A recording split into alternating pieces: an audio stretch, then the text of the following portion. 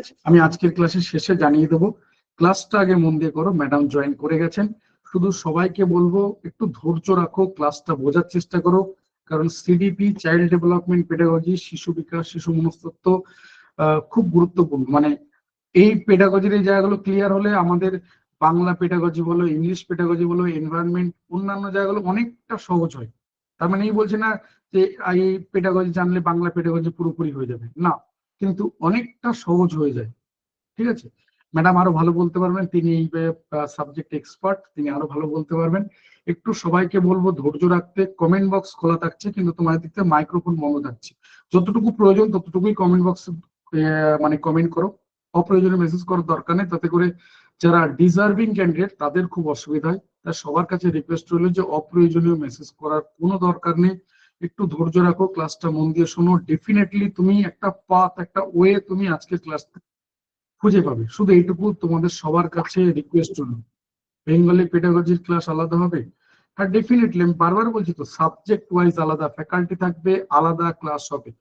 এগুলো তো কমন জায়গা, যে বাংলা পেডাগজি, ইংলিশ পেডাগজি, এগুলো তো কমন। আমি আবারও বলছি, math pedagogy, science pedagogy, arts সাবজেক্টের পেডাগজি, সবকিছু থাকবে। এগুলো তো common, Bangla pedagogy, English pedagogy, এগুলো তো কমন। আমি আবার বলছি, ম্যাথের জন্য, rest of the science, arts, সব ক্ষেত্রে ফ্যাকাল্টি থাকবে আলাদা, আলাদা পেডাগজি ক্লাস হবে। আশা করি এই নিয়ে আর কোনো কোশ্চেন নেই, বেসিক থেকে হবে তো। হ্যাঁ, আমি তো এগুলো নিয়ে বলেছি। আমি আগামীকাল ক্লাসে বা আমি আজকের ক্লাসের শেষে এই নিয়ে বারবার কথা আবারও বলবো। আজকের ক্লাসের শেষে আমি এই নিয়ে আবারও বলবো। সব ক্ষেত্রে ক্লাস একদম বেসিক থেকে, জিরো থেকে ক্লাস হবে। চলো ম্যাডাম ক্লাসটা শুরু করো, ম্যাডামকে ক্লাসটা করতে দাও। একটু ধৈর্য ধরে, একটু মন দিয়ে, অন্তত 1.5 ঘন্টা যে ক্লাস টাইম রয়েছে সেটা মন দিয়ে শোনো। ম্যাডামের ক্লাস যেখানে শেষ হবে আমি সেখান থেকে আবার জয়েন করবো। গুড ইভিনিং ম্যাডাম, ওয়েলকাম ক্লাসে। দেখুন আপনি স্টার্ট করতে পারবেন, আনমিউট করতে পারবেন। হ্যাঁ স্যার, থ্যাংক ইউ ম্যাডাম। ঠিক আছে। Hello students, welcome. আজকের ক্লাসে তোমাদের প্রত্যেককে অনেক অনেক স্বাগত। আজকে তোমাদের সঙ্গে আমার প্রথম ক্লাস। আর দেখলাম অনেকের প্রশ্ন রয়েছে যে বেসিক হবে কিনা, কনসেপচুয়াল হবে কিনা। তোমরা ক্লাস করলেই বুঝতে পারবে যে কতটা বেসিক এবং কতটা কনসেপচুয়াল। আমি স্ক্রিনটা শেয়ার করছি আগে। হ্যাঁ, আর একটা কথা প্রথমেই বলি, আমি তো একটু সিলেবাসটা নিয়ে আলোচনা করবো, যেহেতু আবারও বলছি আজকে প্রথম ক্লাস। যখন আমরা ডিটেলস আলোচনা করব কোন একটা টপিক নিয়ে, তোমরা পাশে একটা খাতা পেন রাখবে, এটা আমার রিকোয়েস্ট। কারণ শুধু ওই তথ্য আমি বলে গেলাম আর তোমরা শুনে গেলে 1 সপ্তাহ পর অটোমেটিক আবার ডিলিট হয়ে যাবে ব্রেন থেকে। খাতাটা লেখা থাকলে কিছু কিছু এক্সাম্পল তোমরা 6 মাস 1 বছর পরে পড়লেও তোমাদের সেটা মনে থাকবে, বা 1 সপ্তাহ 2 সপ্তাহ পরে যখন নোটসটা রিভিশন করবে তখনও মনে থাকবে। চলো একবার সিলেবাসটা একবার চোখ বুলিয়ে নিচ্ছি। দেখো, আচ্ছা সরি, সিলেবাসের প্রথমেই আমরা যেটা দেখবো, আচ্ছা একটা কম্প্যাক্ট সিলেবাস, যেটা পিটেট এবং আপার প্রাইমারি টেট সমস্ত টেটকেই কভার করবে। আর স্যার যেটা বলছিলেন যে এটা একটা মানে পেডাগজিক্যাল পার্ট, তো এই জায়গাগুলো যদি কনসেপচুয়াল থাকে তোমার পেডাগজি নিয়ে কোথাও আটকাবে না। আমি ক্লাসের প্রথমেই কথা দিচ্ছি, যদি ক্লাসগুলো ভালো করে করো, মানে যে পেডাগজির প্রশ্নই দিই তোমাদের আটকাবে না। আচ্ছা, প্রথমেই বিকাশের ধারণা, নীতি, কিছু বিকাশের নীতি, বৃদ্ধি এবং পরিণমন, ঠিক আছে, ম্যাচুরেশন, যেটা বৃদ্ধি এবং বিকাশের পার্থক্য, শিক্ষার সঙ্গে বিকাশের সম্পর্ক। তো এই যে আমি জাস্ট 2টো লাইন করে বলবো প্রত্যেকটা সিলেবাস সম্পর্কে, একটু বলতে গেলে অনেক। বিকাশ, দেখো বিকাশ একটা জিনিস যদি আমরা বলি, তোমরা নিজেরাও ভাবতে পারো, বলো বৃদ্ধির মধ্যে বিকাশ না বিকাশের মধ্যে বৃদ্ধি। মানে যখন পড়ি স্টুডেন্টরা বলে ম্যাডাম খুব সহজ লাগে, কিন্তু যখন এমসিকিউ সলভ করি তখন ভীষণ কঠিন লাগে, বুঝতে পারি না, মানে এত টাচ, 4টে অপশন আমাদের থাকে। তো বিকাশের ধারণা এবং নীতি সমূহে একটা জিনিস, এই বিকাশের মধ্যে কিন্তু বৃদ্ধি। কেন বলছি, যখন আমরা বলি যে ডেভেলপমেন্ট, তখন আমরা ডেভেলপমেন্ট বলতে ফুল ডেভেলপমেন্টকে বোঝাই, যেখানে ফিজিক্যাল থাকে, যেখানে মেন্টাল থাকে, যেখানে কালচারাল থাকে, যেখানে মোরালিটি থাকে, যেখানে ইন্টেলেকচুয়াল থাকে, যেখানে সোশ্যাল থাকে, সমস্তটা পুরোটা মিলে হচ্ছে বিকাশ, মানে এর পরিধি এক কথায় ব্যাপক, তাই তো?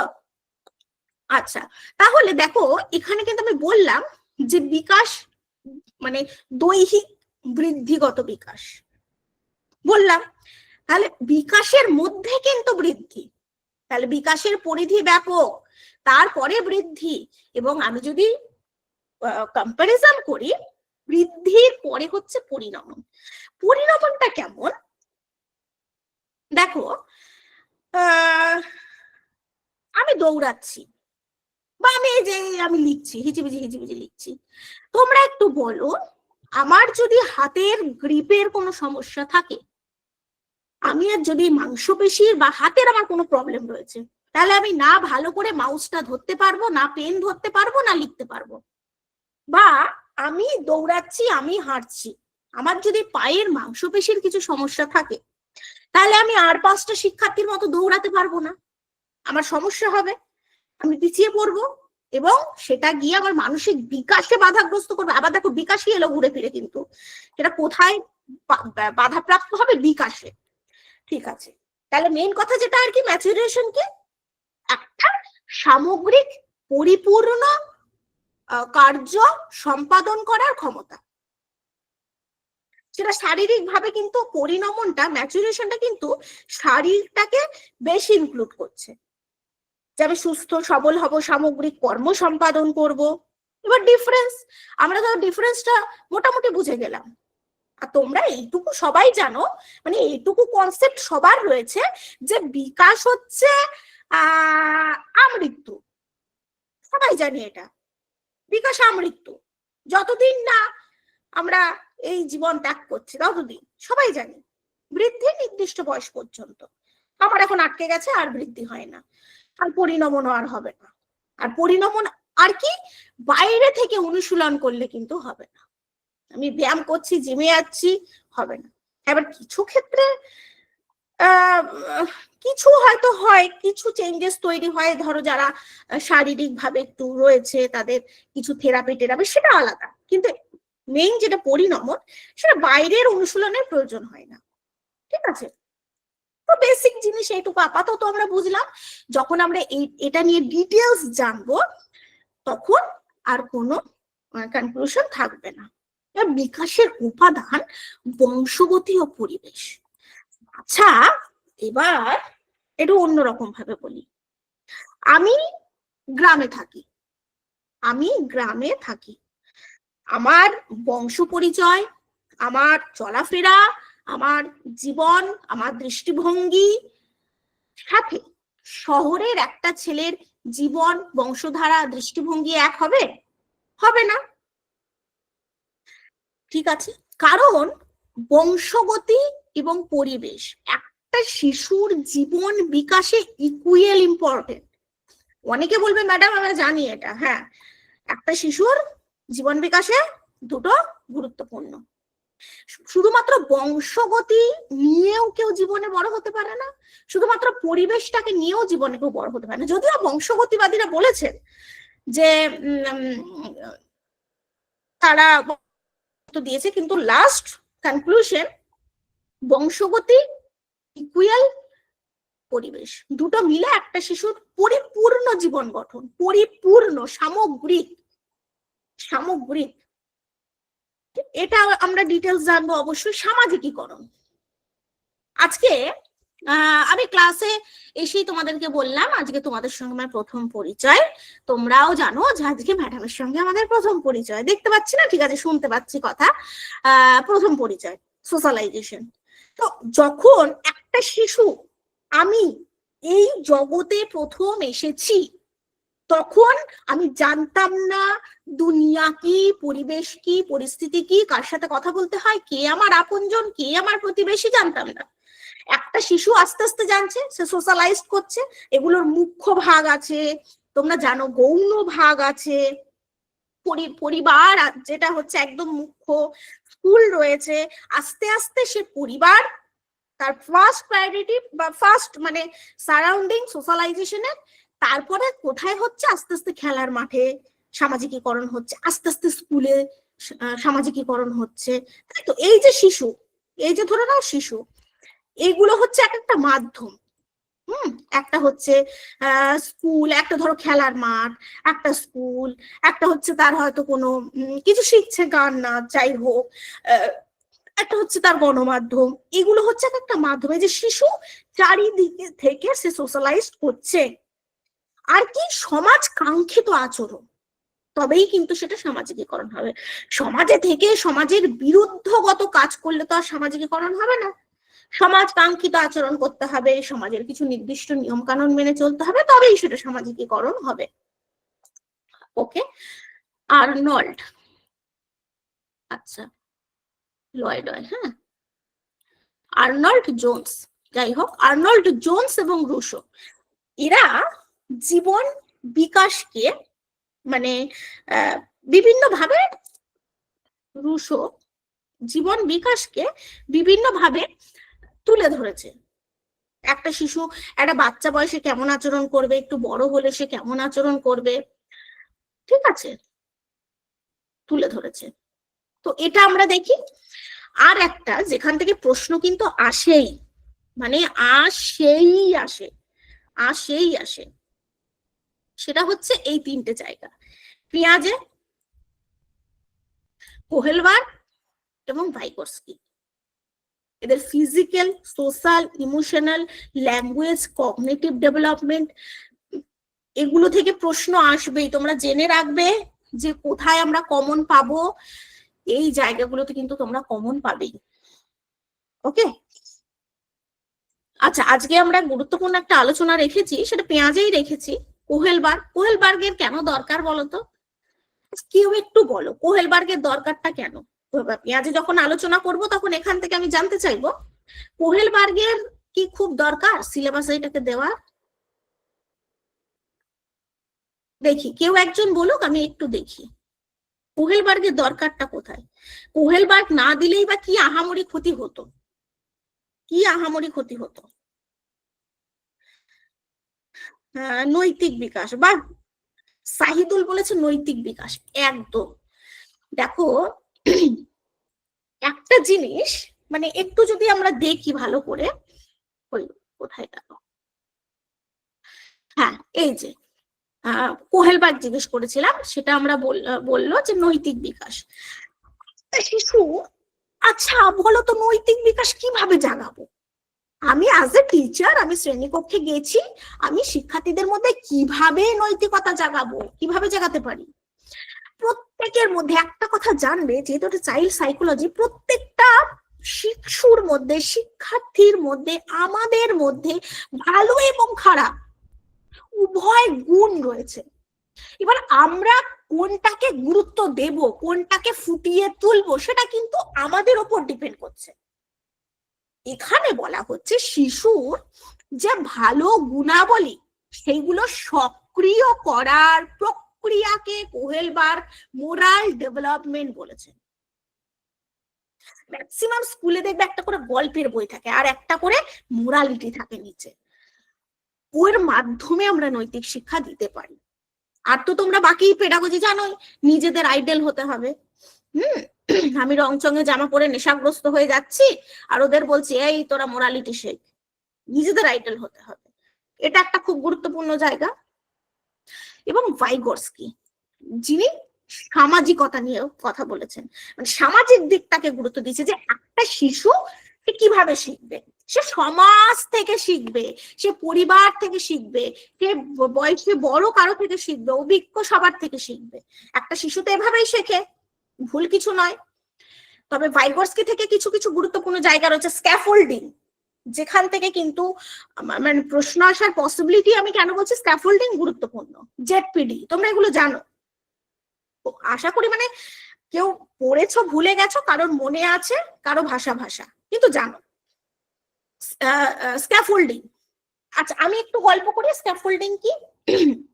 শ্রেণীকক্ষে গেছি, গিয়ে একটা প্রশ্ন করেছি জানো, শিক্ষার্থীদেরকে জিজ্ঞেস করলাম একটা প্রশ্ন, আমি বলো তো এটা কি হবে। আর শিক্ষার্থীরা তখন বলছে আজ্জা, মানে ওই আমরা বলি না পেটে আসছে মুখে আসছে না, এই হয়ে গেছে। তখন আমি কি করলাম, আচ্ছা আমি কিছু সিমটম বললাম, মানে কিছু হয়তো কিছু ক্লু দিলাম, এক কথায় আমি কিছু ক্লু দিতে পারি, তাদের ছোট ছোট ভাবে ধরিয়ে দিতে পারি। হ্যাঁ, এই যে তাদের যে আমি সাহায্য করছি, মানে ক্লু দিয়েই হোক, কোনো সিম্বলের মাধ্যমেই হোক, বা কিছু এক্সাম্পলের মাধ্যমেই হোক, এই যে হেল্পটা আমরা করে থাকি।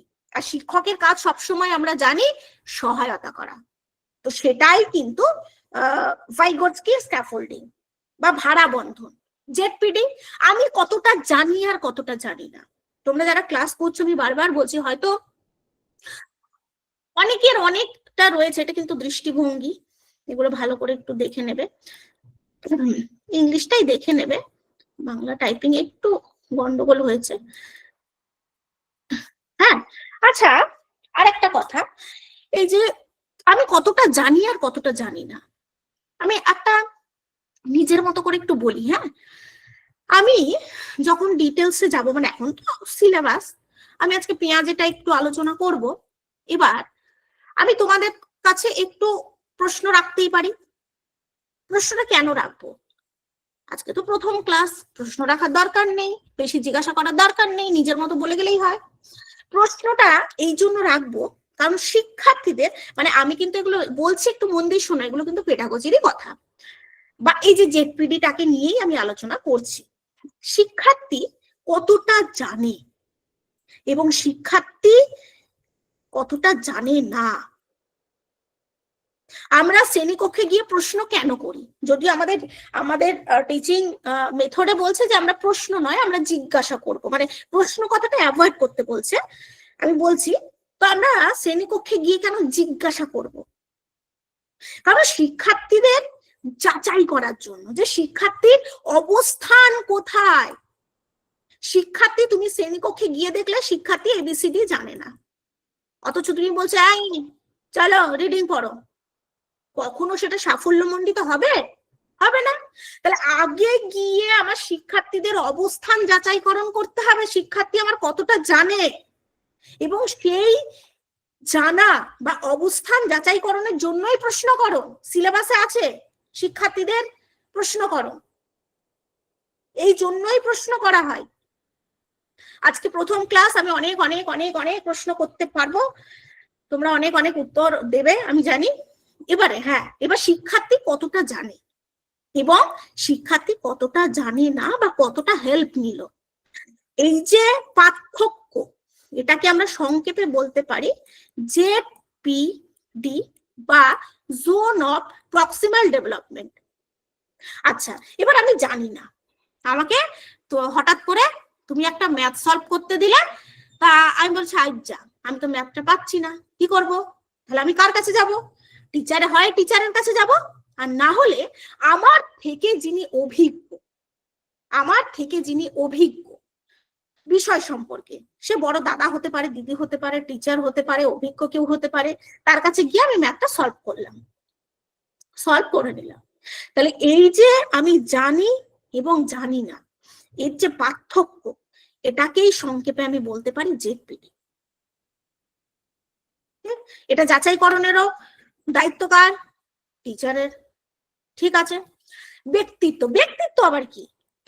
আরে এটা আমার পার্সোনালিটি, এটা আমার পার্সোনালিটি, পার্সোনালিটি ব্যক্তিত্ব। তাহলে ব্যক্তিত্ব কি? যে বৈশিষ্ট্য বলি আমাকে তোমার থেকে, তোমাকে আমার থেকে, তোমাকে তোমাদের থেকে আলাদা করে। এখানে কেউ আছে, কোনো শিক্ষার্থী নিশ্চয়ই আছে খুব কথা বলতে ভালোবাসে, নিশ্চয়ই তো থাকবে তো অবশ্যই। আবার কেউ আছে একটু কম কথা বলতে পছন্দ করে, কেউ আছে একদম প্রাণ খোলা, হ্যাঁ একদম এক্সট্রোভার্ট, কেউ আছে একদম ইন্ট্রোভার্ট, নিজের মধ্যে নিজেকে রাখতে ভালোবাসে, নিজের প্রবলেম শেয়ার করতে ভালো লাগে না, কারোর সাথে অপ্রয়োজনীয় কথা বলতে ভালো লাগে না, চুপচাপ নিজের, হয় না, নিজের মধ্যে থাকতে ভালো লাগে। এগুলো তো আমাদের এক একটা বৈশিষ্ট্য, এগুলো এক একটা ব্যক্তিত্বের বৈশিষ্ট্য। তো এই বৈশিষ্ট্য বলি কি করেছে আমাদের, আমাকে তোমার থেকে, তোমাকে তার থেকে, 20 কোটি মানুষ হলে 20 কোটি মানুষ 20 কোটি রকম, কারোর সাথে কারোর মিল পাবে, 100% পাবে না। এই জায়গাগুলোর জন্য এটাই হচ্ছে পার্সোনালিটি। এবার এরিকসন আমরা জানি একটা ছোট থেকে একটা শিশু যখন বড় হয় 18 বছর, 20 বছর, 22 বছর, 60 বছর, তার জীবনের বৈশিষ্ট্যগুলো তুলে ধরে। তুমি বলো একটা কথা, আবার একটা কথা একটু তোমাদেরকে আমি জানাই, মানে জিজ্ঞাসা করি, যে একটা 30 বছর বয়সের কোনো ব্যক্তির সঙ্গে একটা 15 বছরের বালকের চিন্তাধারা, যুক্তিবোধের কোনো মিল হয়? হতে পারে? তোমাদের মাথায় এসে পড়েছে যে না, হতে পারে না। কেন হতে পারে না? জীবন, এই প্রকৃতি তো এক, প্রকৃতি তো এক, সে এক সূর্য, এক চাঁদ, একই প্রকৃতি, ফসল এক, খাবার এক, তাহলে হয় না কেন? কারণ এই যে বৈশিষ্ট্য, জীবনের বয়সের বৈশিষ্ট্য, বয়সের অভিজ্ঞতা, যার জন্য এক হয় না। তো এরিকসন ঠিক সেইভাবেই একদম বাচ্চা বয়স থেকে 60 বছর জীবনের প্রত্যেকটা ধাপকে খুব সুন্দরভাবে অ্যানাউন্সমেন্ট করেছে, ভীষণ সুন্দরভাবে। এবং সব থেকে ভালো লাগে যে একদম শেষ বয়সের চিন্তাটা তিনি যেটা করেছেন, তখন আমরা কি করি, মানে এই যে জীবনে যে ভালো খারাপ, কেউ দেখবে জীবনে খুব অল্প উপার্জনে বা অল্প স্বপ্ন পূরণে খুব স্যাটিসফাইড, মানে করে নেয় নিজেকে, আর কেউ অনেক পেয়েও আনহ্যাপি। তো এগুলো না বয়সকালে, এগুলো নিয়ে আমরা ভীষণ আক্ষেপ করি। যখন আমাদের সেই 50-55 বছর হয়ে যায়, তখন তার বন্ধু সারাউন্ডিংটা থাকে না, বন্ধুর সাথে গিয়ে আড্ডা মারা, গল্প করা, ফোনে বক বক করা, চ্যাটিং করা, এইসব আর আসে না, হয় না সময়ের সাথে সাথে, এগুলো থেকে একটু ডিটাচ হয়ে যায়। তখন জীবনের ভালো খারাপ, পাওয়া না পাওয়া সমস্ত কিছুর হিসাব নিয়ে আমরা বসি ওই শেষ বয়সে। মানে তিনি, আমি বলছি না, মানে এরিকসন খুব সুন্দর ভাবে ব্যাখ্যা করেছে, আরে ছোট বয়সে একটা বাচ্চা কি করে বা কি তার সঙ্গে কি ব্যবহার আমাদের করা উচিত, টিচার হিসাবে, শিক্ষক হিসাবে, ফ্যামিলি মেম্বার হিসাবে, খুব সুন্দর। যখন আমরা আলোচনা করব দেখবে খুব ভালো লাগবে। আচ্ছা ঠিক আছে, প্রচুর বলে ফেলছি, এবার থিওরিক্যাল যে পার্টগুলো রয়েছে, আচ্ছা এবার আমি আবারও একটু বলবো। থিওরিক্যাল পার্টগুলো আমি আর আলাদা করে কিছু বলবো না, অনেক সময় লেগে যাবে। স্পিয়ারম্যান, থর্নডাইক, গিলফোর্ড, গার্ডেনার, স্ট্যান্ডবার্গ, এগুলো রয়েছে।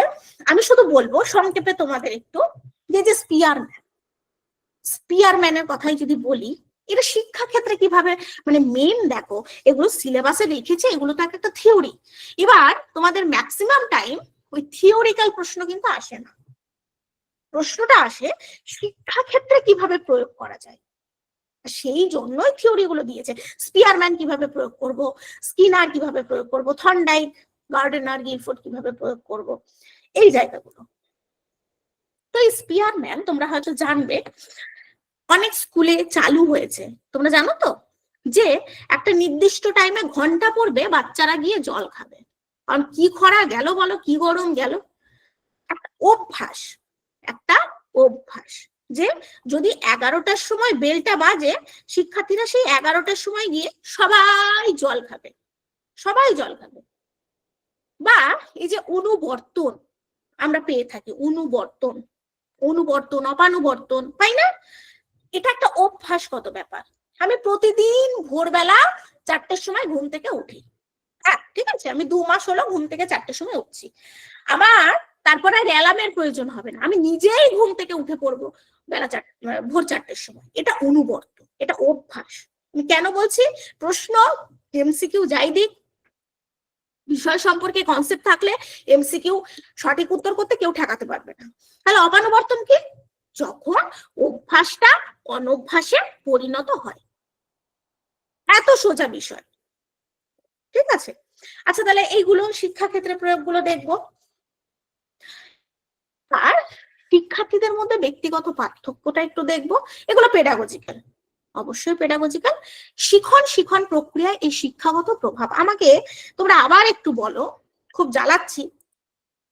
আচ্ছা ব্যক্তিগত পার্থক্য আমাদের কেন হয়, মানে আমাদের এই বয়সের কথা বলছি না, আমরা তো একটা মোটামুটি অ্যাডাল্ট এজে চলে এসেছি, যদি আমি শিক্ষার্থীদের ক্ষেত্রে বলে থাকি, আমাদের ক্ষেত্রেও বলতে পারো, অসুবিধা নেই। ব্যক্তিগত পার্থক্য কেন হয়, বা মানে এটা বোঝার দরকারটা কেন শিক্ষা ক্ষেত্রে? ব্যক্তিগত পার্থক্য, শিখন প্রক্রিয়ায় শিক্ষাগত প্রভাব। ব্যক্তিগত পার্থক্যটা কেন হয়? জাস্ট একটা বাক্যে আমাকে কেউ একটু বলো, একটু আমি চেক করে নিই কেউ কিছু বলছে কিনা। আচ্ছা, 2 factor theory Spearman, thank you. বংশগতি ও পরিবেশের কারণে। আচ্ছা, সাহিদুল বলেছে বংশগতি ও পরিবেশের কারণে।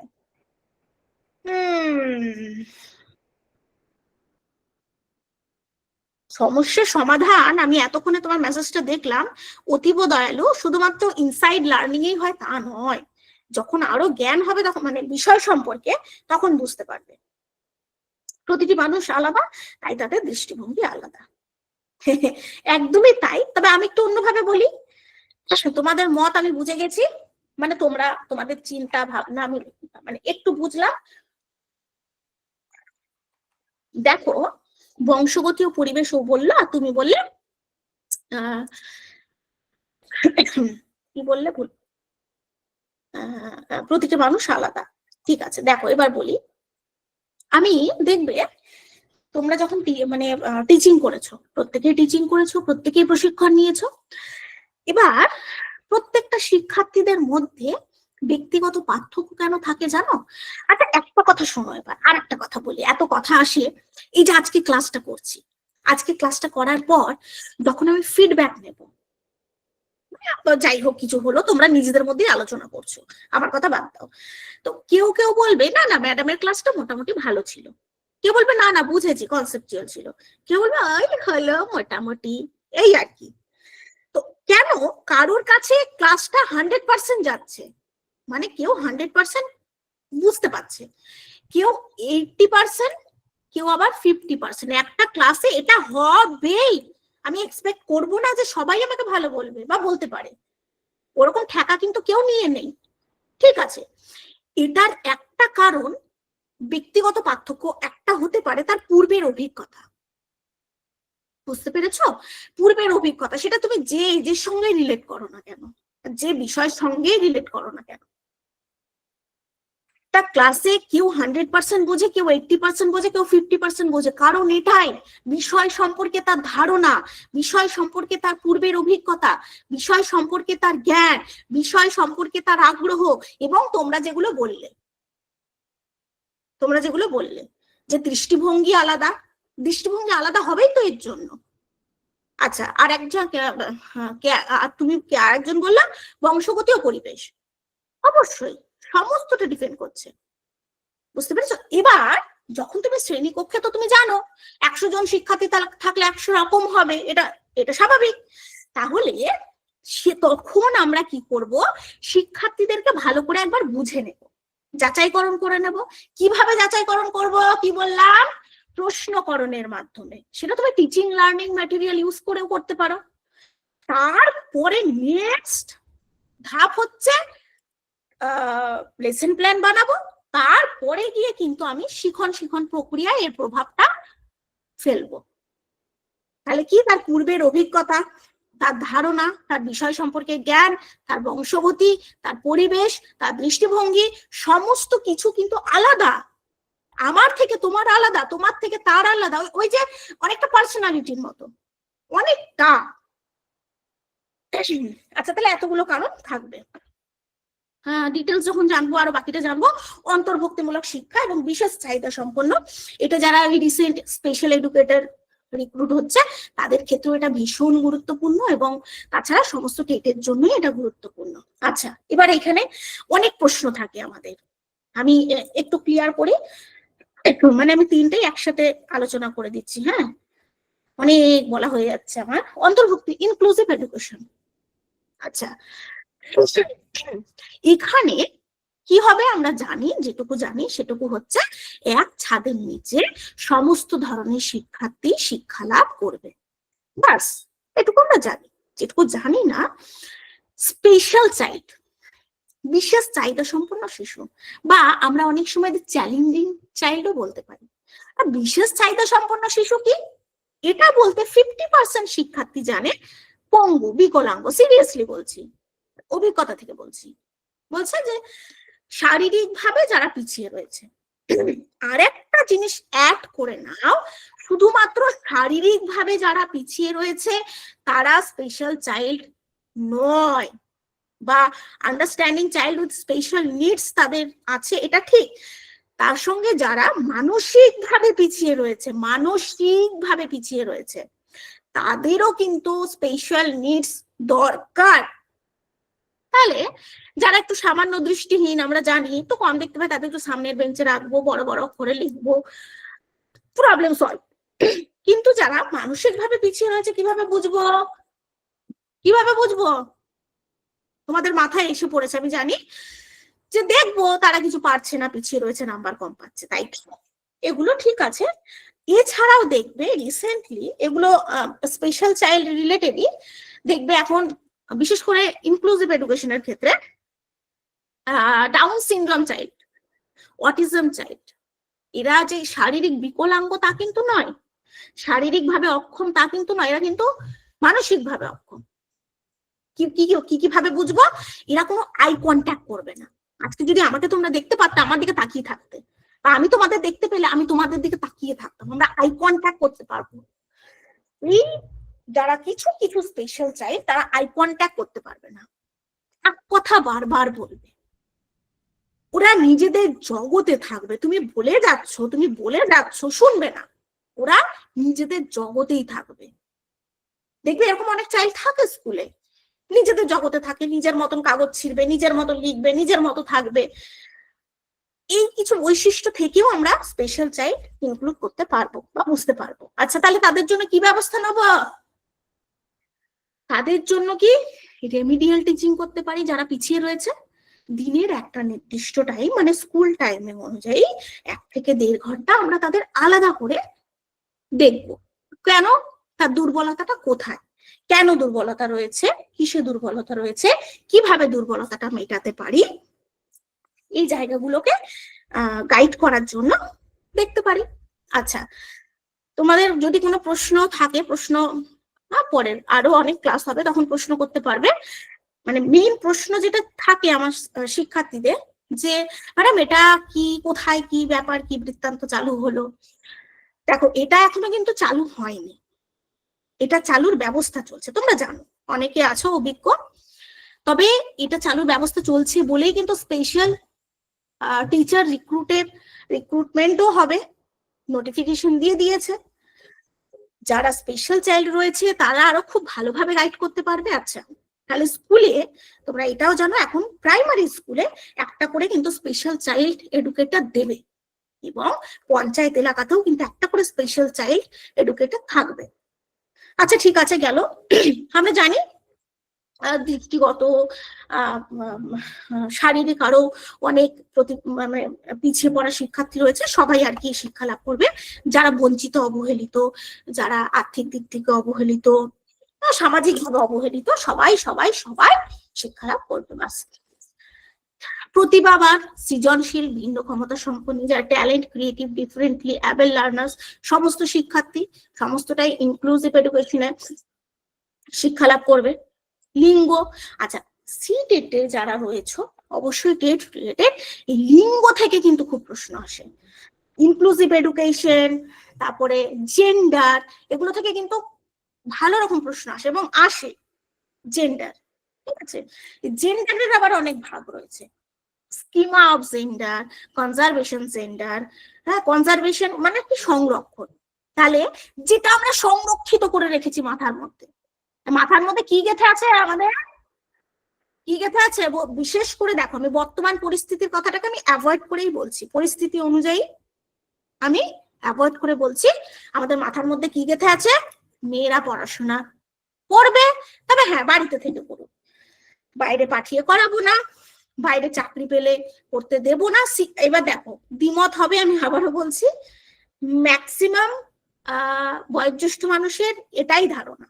আমি আবারও বলছি, বর্তমান পরিস্থিতি নিয়ে আলোচনা করতে গেলে প্রচুর, সেটাকে অ্যাভয়েড করি। হ্যাঁ, বা ছেলেরা কষ্ট পেলে কাঁদবে, মেয়েরা কষ্ট পেলে কাঁদবে, ছেলেরা কাঁদবে না। ওমা, ছেলেরা কাঁদবে কেন? ছেলেদের কাঁদতে নেই, কষ্ট তো মেয়েরাই পাবে, মেয়েরাই কাঁদবে। হ্যাঁ, ছেলেরা ইনকাম করবে, মেয়েরা ঘর সংসার সামলাবে। এই যেগুলো মেন্টালি আমাদের রয়েছে মাথার মধ্যে, সেটাকে বলা হচ্ছে conservation of gender. Schema of gender, schema মানে যে জ্ঞানটা রয়েছে, বুঝতে পেরেছো? এরকম কিছু ভাগ রয়েছে জেন্ডারের, আমরা সমস্তটা দেখবো। তো যাই হোক, জেন্ডার আর কি লিঙ্গ, যে ছেলে মেয়ের যে ভেদাভেদ, যে ভাগ, যেটা আমরা এতদিন ধরে আর কি মেনে এসছি বা মানছি, যদি এখন সবকিছুর ঊর্ধ্বে, আবারও বলছি, ছেলেরাও যা করছে মেয়েরাও তাই করছে, সবাই আর কি কাঁধে কাঁধ মিলিয়ে করছে। আচ্ছা, লার্নিং অ্যান্ড পেডাগজি, শিখন এবং শিখন বিজ্ঞান, এটা জানবো। Pavlov, Skinner. আচ্ছা, তোমাদেরকে আমি একটা জিনিস, এখানে একটু স্পিয়ারম্যানটা একটু ভুল বললাম, ঠিক আছে? আমি একটু প্যাভলভটা ইয়ে করে ফেলেছিলাম। স্পিয়ারম্যানে মনে রাখবে যে এটা গণিত নির্ভর, ঠিক আছে? আর এটা কি এস ফ্যাক্টর জি ফ্যাক্টর, তাই না? তোমরা জানো। এখানে একটু গুলিয়ে ফেলেছিলাম প্যাভলভটা আর কি, যে স্কিনার প্যাভলভ, যেটা আমি বলছিলাম যে নির্দিষ্ট টাইমে টাইম মেনটেনিং, স্কিনার আর কি থর্নডাইক, গেস্টাল্ট, সামগ্রিক। ওকে, এগুলো তো মানে থিওরিক্যাল পার্ট, এগুলো আমরা ডিটেলস তখন জানবো, একদম ক্লিয়ার করে জানবো। এখন ওই হালকা আর কি শিক্ষাক্ষেত্রে প্রয়োগটাই আমরা একটু একটু জানবো। টাইম মেনটেনিং, এই যে অনুবর্তনের একটা এক্সাম্পল যদি তোমাদের কাছে দিতে বলি, কি না, আমরা যখন শ্রেণীকক্ষে যাই, টিচার ঢোকে, আমরা গুড মর্নিং বলি, বা টিচার যখন ঢোকে আমরা সকলে উঠে দাঁড়াই, বা যখন ঘন্টা পড়ে তখন আমরা টিফিনে যাই, বা যখন ঘন্টা পড়ে তখন ক্লাসে যাই, যখন ঘন্টা পড়ে তখন ছুটি হয়। তো সমস্ত কিছু কিন্তু একটা অনুবর্তনের মধ্যে পড়ছে, এই জায়গাগুলো আর কি। আচ্ছা, শিশু কেন্দ্রিক, শিক্ষার্থী কেন্দ্রিক, প্রগতিশীল শিক্ষা ধারণা। এখন তো শিক্ষা ব্যবস্থায় শিশু কেন্দ্রিক, শিক্ষার্থী কেন্দ্রিক, উন্নত শিক্ষা ধারণা, অর্থ প্রকৃতি পর্যায়, teaching meaning, nature, phase, levels গুলো দেখবো, 5E মডেল দেখবো, কন্ট্রাক্ট নির্মিতিবাদ, কন্ট্রাক্টিভিজম, যেটা যেটা পিটেড, আপার প্রাইমারি সমস্ত টেটেই কিন্তু এটা রয়েছে, নির্মিতিবাদ। আচ্ছা, কিসের নির্মাণ বলতো? আচ্ছা, একটু পর পর একটু প্রশ্ন করতে ভালো লাগে। এখানে নির্মিতিবাদ রয়েছে। আচ্ছা, এখানে কি নির্মাণের কথা বলা হয়েছে? একটু আমাকে এক কথায় বলো, কি নির্মাণের কথা বলা হয়েছে? সিলেবাসটা প্রচুর প্রচুরক্ষণ বলে ফেললাম আমি, এবার ঝটপট এগিয়ে যাব। শুধু তোমরা বলো কি নির্মাণের কথা বলা হয়েছে। বাহ, সাহিদুল বলছে জ্ঞান। আচ্ছা, পূজানো বলছে জ্ঞান। বাহ, আচ্ছা ঠিক আছে, তাহলে বলি জ্ঞান, একদম জ্ঞান নির্মাণের কথা বলা হয়েছে, ঠিক আছে? জ্ঞানটাকে নির্মাণ। আচ্ছা, কিসের ভিত্তিতে জ্ঞান নির্মাণ? পূর্ব বলো অভিজ্ঞতার ভিত্তিতে জ্ঞান নির্মাণ, তার সাথে 5E মডেল। আচ্ছা, তার সঙ্গে গেল প্রেষণা, ম্যাসলোর তত্ত্ব। জীবনে আমরা শুধু স্বপ্নই দেখি, মানে ম্যাসলো যেটা বলেছে, আমরা শুধু স্বপ্নই দেখি, তাই তো? শুয়ে শুয়ে স্বপ্ন দেখছি। এপিজে আব্দুল কালাম কি বলেছে? স্বপ্ন সেটা নয় যেটা আমরা ঘুমিয়ে দেখি, স্বপ্ন সেটা যেটা আমাদের রাতের ঘুম উড়িয়ে দেয়, তাই তো? তো ম্যাসলোর তত্ত্বটাও অনেকটা সেরকম। এই যে স্বপ্ন দেখছি, আমি আজকে ভেবেছি, আচ্ছা ম্যাডামের ক্লাস পড়লাম, নোটস নিলাম, আমি হচ্ছে ভোরবেলা উঠে পড়বো, ভোরবেলা। এই ভোরবেলা যখন অ্যালার্মটা বাজলো, তখন আর আমি উঠতে পারছি না, ভালো লাগছে না, বোর লাগছে। তো এই যে ড্রাইভ বা তাড়না, তোমরা নাম শুনেছো, ড্রাইভ বা তাড়না, সেটা কি করে জানো? আমাদের তাড়িয়ে নিয়ে বেড়ায়। কিসে তাড়িয়ে নিয়ে বেড়ায়? স্বপ্ন পূরণের জন্য তাড়িয়ে নিয়ে বেড়ায়। স্বপ্ন পূরণের তাগিদ তোমাকে ভোর 4টের সময় উঠতে বাধ্য করবে। যখন ঘুমের থেকেও স্বপ্নটা বড় হয়, তখন এরকমই হয়। তো এই আর কি, এটাই খুব সুন্দর একটা তত্ত্ব ম্যাসলো। আর পদ্ধতিগুলো আমরা প্রত্যেকেই জানি, lecture, method, demonstration, discussion, project, problem solving, inductive, deductive, এগুলো নিয়ে আমরা জানবো। ব্লুমটাও আমরা জানবো, যেহেতু এখান থেকে মানে আমি একটা ওভারঅল সিলেবাস নিয়ে তোমাদের সঙ্গে আলোচনা করলাম, তো আমি বারবার বলছি, ব্লুমটা থেকেও যেহেতু প্রশ্ন এসেছিল, সেহেতু ব্লুমটাও আমাদের পড়তে হবে, 2023-এও এসেছিল। মাইক্রো টিচিং, ম্যাক্রো টিচিং, এগুলো খুব সোজা ব্যাপার। আর যেটা অ্যাসেসমেন্ট, কি বললাম, অ্যাসেসমেন্ট, মানে এখানেও যদি আলোচনা করি না আবার একটু সময় লাগবে, অন্তত 2-3 মিনিট। একটু বলি, হ্যাঁ, অ্যাসেসমেন্ট, ইভ্যালুয়েশন, আর একটা কি, মেজারমেন্ট। একটু বলি ছোট্ট করে। পরিমাপ, যখন আমরা অ্যাসেসমেন্টটা দেখবো না, দেখবো এটা হচ্ছে পরিমাপ, বা আমি সংক্ষেপে বাংলায় মেজারমেন্ট এম করলাম। পরিমাপটা কি জানো? আচ্ছা, কেউ একটু বলতে পারবে পরিমাপ কি এটার, এই প্রসঙ্গে, মানে ফরমেটিভ, সামেটিভ, ইভ্যালুয়েশন, অ্যাসেসমেন্টে আমাকে বলতে পারবে? বা কন্টিনিউয়াস কম্প্রিহেনসিভ ইভ্যালুয়েশন, এটা আমাদের সিলেবাসে রয়েছে, সিসিই। তোমরা আমাকে পরিমাপটা কি বলতে পারবে অ্যাসেসমেন্টের ক্ষেত্রে? চট জলদি। একাতে আমি অনেকক্ষণ ধরে সিলেবাসটা বলছি সব। আচ্ছা, শিক্ষার্থীদের অগ্রগতি, দুর্বলতা, পরিমাপ, অবজারভেশন। আচ্ছা, চেষ্টা করছো, ঠিক আছে, আমি খুব সহজে বলছি, হ্যাঁ, একটু খাতায় লিখে নাও, একটু কষ্ট করে একটু লিখে নাও। এই যে আমি বললাম পরিমাপ, তোমরা খাতাতে লিখে নাও, পরিমাপ বা এম, এটা হচ্ছে নাম্বার, এটা হচ্ছে নাম্বার। 100-তে কত পেয়েছো?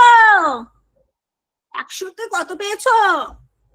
কেউ বলবে ম্যাডাম 90, 90, 100। আচ্ছা, এটাও তোমার পরিমাপ। কে বলবে ম্যাডাম 40, 100-এ, এটাও কিন্তু তোমার পরিমাপ, মনে রাখবে, ঠিক আছে? তুমি আর আমার ক্লাস করো না করো তাতে কিচ্ছু না, মনে রাখবে যে পরিমাপ কি। অ্যাসেসমেন্ট করতে গেলে পরিমাপ পাও তো, এবং পাবে তো অ্যাসেসমেন্টে, ঠিক আছে? তাহলে পরিমাপ। আচ্ছা, আমরা যখন টেলারের কাছে জামা কাপড় বানাতে যাই, তখন টেলার কি করে? মাপ নেয় না? কাঁধের মাপ, পিঠের মাপ, হাতের মাপ, ঝুলের মাপ, সমস্ত কিছু নেয় তো, মাপ। কিন্তু এখানে যেহেতু শিক্ষা ক্ষেত্রে, তাই জন্য হচ্ছে পরিমাপ, শিক্ষা ক্ষেত্রে পরিমাপ। কত? আমি 100-তে কত পেয়েছি, আমার নাম্বারটা আমার পরিমাপ। যখন তুমি আমাকে নাম্বার দিয়ে বিচার করছো, ম্যাডাম আপনি কত পেয়েছেন? ভালো পেয়েছেন, ঠিক আছে, তাহলে আপনি ভালো। আপনি কত পেয়েছেন? খারাপ, ঠিক আছে, আপনার মোটামুটি। যখন আমরা নাম্বার দিয়ে বিচার করি, সেটা পরিমাপ বা মেজারমেন্ট। তাহলে ইভ্যালুয়েশন কি বা অ্যাসেসমেন্ট কি? তাহলে অ্যাসেসমেন্টের বাংলাও তো মূল্যায়ন, তাহলে অ্যাসেসমেন্ট কি? অ্যাসেসমেন্ট কি? অ্যাসেসমেন্ট হচ্ছে অ্যাসেস করা, অ্যাসেসমেন্ট হচ্ছে মূল্যায়ন করা, কতটা ভালো এবং কতটা খারাপ। আর এই যে বলছি মানে ইভ্যালুয়েশন, আচ্ছা, সিসিই, কন্টিনিউয়াস এন্ড কম্প্রিহেনসিভ ইভ্যালুয়েশনে বলা হয়েছে যে, ভালো করে শোনো, আমি খুব বেশি বলবো না এখন, যখন ডিটেলস আলোচনা করবো তখন ভালো করে বলবো, এখন অনেক সময় লেগে যাচ্ছে, দেখছো তো সিলেবাসে। এই এখানে বলছে আমরা কোনো শিক্ষার্থীকে এই পরিমাপ বা মেজারমেন্ট বা নাম্বার দিয়ে বিচার করব না। তাহলে আমরা কিভাবে বিচার করব? সিসিই কি বলছে? সিসিই বলছে আমরা শিক্ষার্থীকে বিচার করব বা মূল্যায়ন করব সামগ্রিকভাবে, তাই না? সামগ্রিক মূল্যায়নে তাই বলেছে না, যে একটা শিক্ষার্থীকে বিচার করব সামগ্রিকভাবে, তার স্কুলে আসা, তার হোমওয়ার্ক করা, তার নাম্বার, তার নিয়ম শৃঙ্খলা, সমস্ত কিছুর ভিত্তিতে, তার এক্সট্রা কারিকুলাম, সমস্ত কিছুর ভিত্তিতে আমরা তাকে বিচার করব। সেটা হচ্ছে ইভ্যালুয়েশন, মানে এটা হচ্ছে ইভ্যালুয়েশন। আচ্ছা, এটা তো অ্যাসেসমেন্ট আর এটা হচ্ছে ইভ্যালুয়েশন, বোঝা গেল?